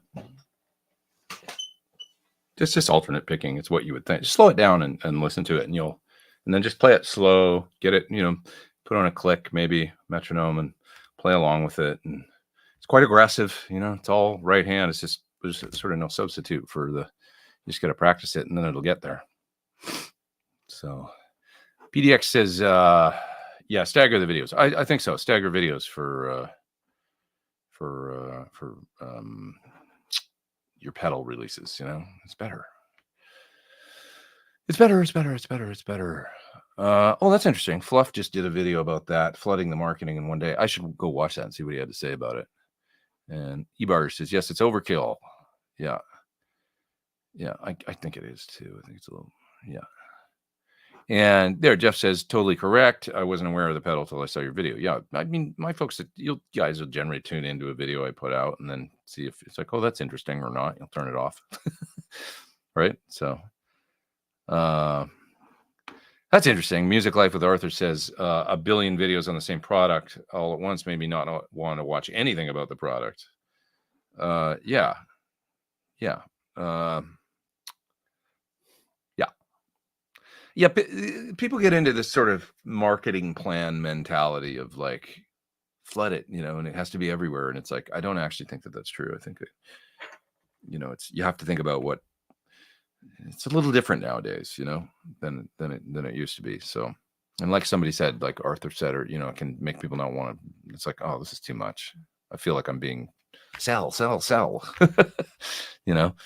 That's why I always start with music. It's just like, here's a song with the thing. This is what it sounds like. I'm not going to talk to you yet. I'm just going to play it and you can see what you think. You'll know by the end of the song whether or not it's like, yeah, that's cool, or it's not for me. Yeah.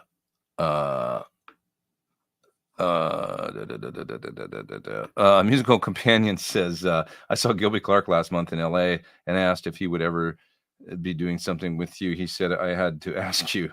Super nice guy. Gilby's really nice. I've been to Gilby's house, actually.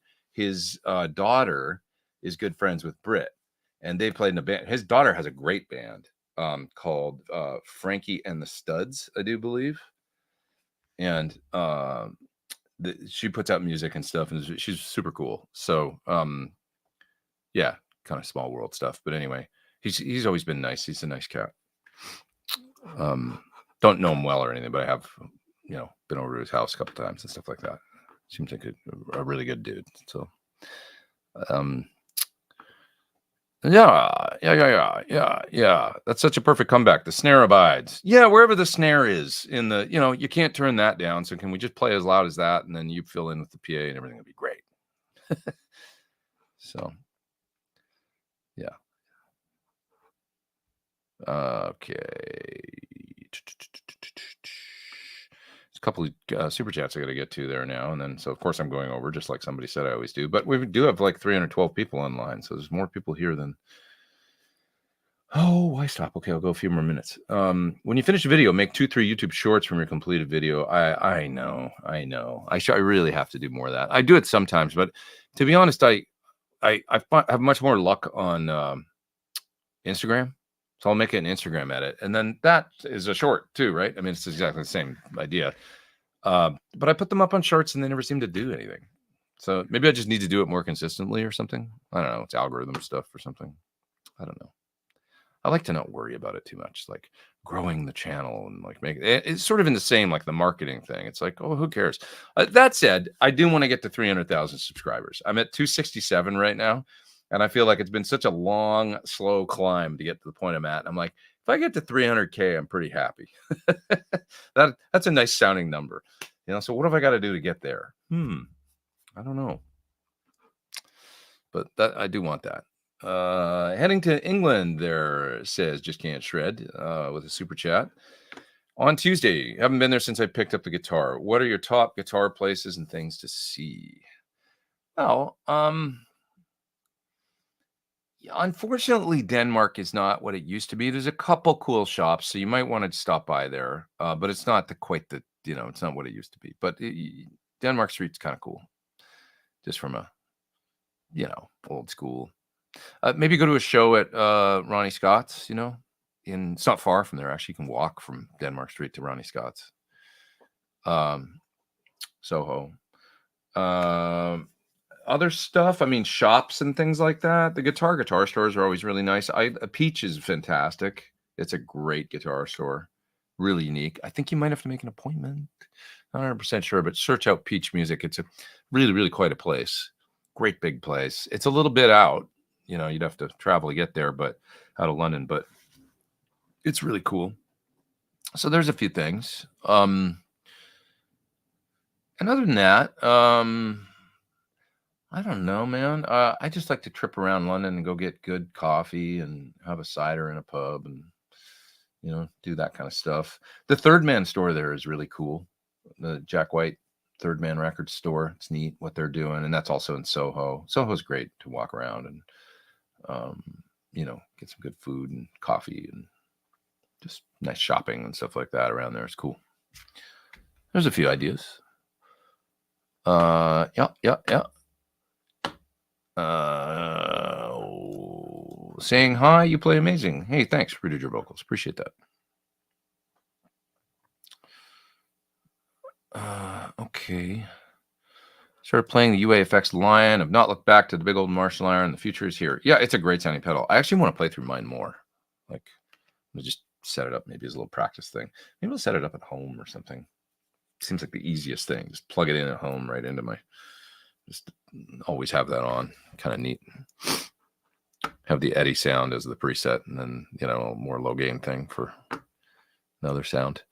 I haven't been playing guitar at home at all. I play here. I do all my playing here, and I haven't had a setup at home. And I've sort of realized that that's dumb. I should have a setup at home where I can easily pick up a guitar and be jamming within 10 seconds. Yeah. Peter there with a super chat. Thanks, man. Happy Sunday. Thank you for the super chat, you guys. All these super chats, awesome. Videos this week for the coffee fund.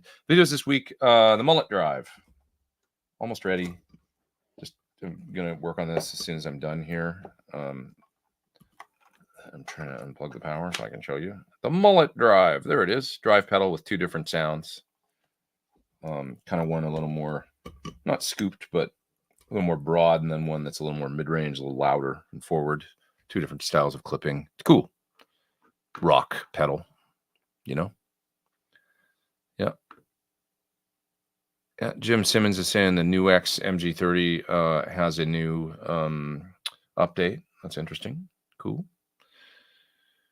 There's a Gibson garage there in London now. That's a good thing to go check out. Maybe on East Castle Street, both not far from Oxford. That's cool. Good idea for a London activity.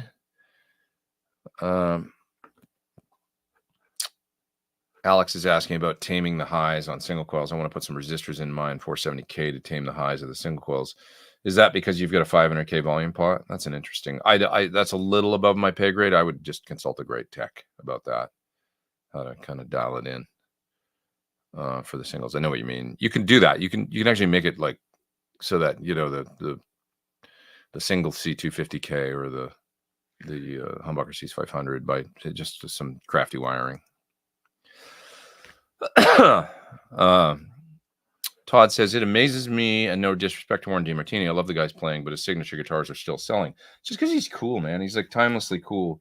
You'll be happy to know he's the sweetest dude I've ever met in my life. Warren DeMartini is like golden. He's just like, we hang and go for tacos and stuff sometimes, and Dave Friedman and I and him will go, and he's just been he's a good friend, actually. I consider him, and he's just the nicest, soft-spoken, no drama, nicest guy you could ever want to meet. And what a great, he's got a real appreciation for just cool guitar playing and music, and when it's not hard to kind of when you meet him, you talk to him about what he was into and growing up and stuff, why you're like, oh, okay, of course.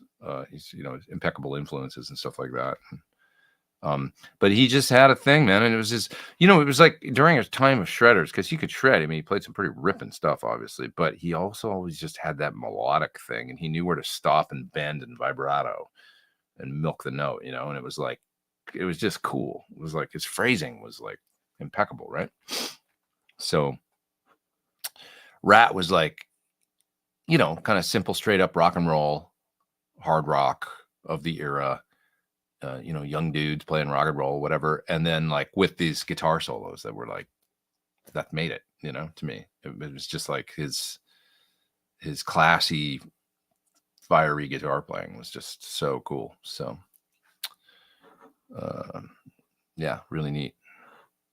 He's a great cat. Saw John Sykes with Tigers of Pantang. Oh, that's cool. And Thin Lizzy. That's cool. I gotta go back and revisit what he did with Tigers of Pantang, to be honest, because I kind of started at Thin Lizzy and I never really listened to Tigers of Pantang. So, but I was aware that he did that. Of course, my sister was way into him, and so,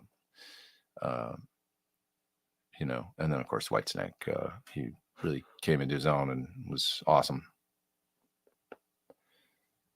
Yeah.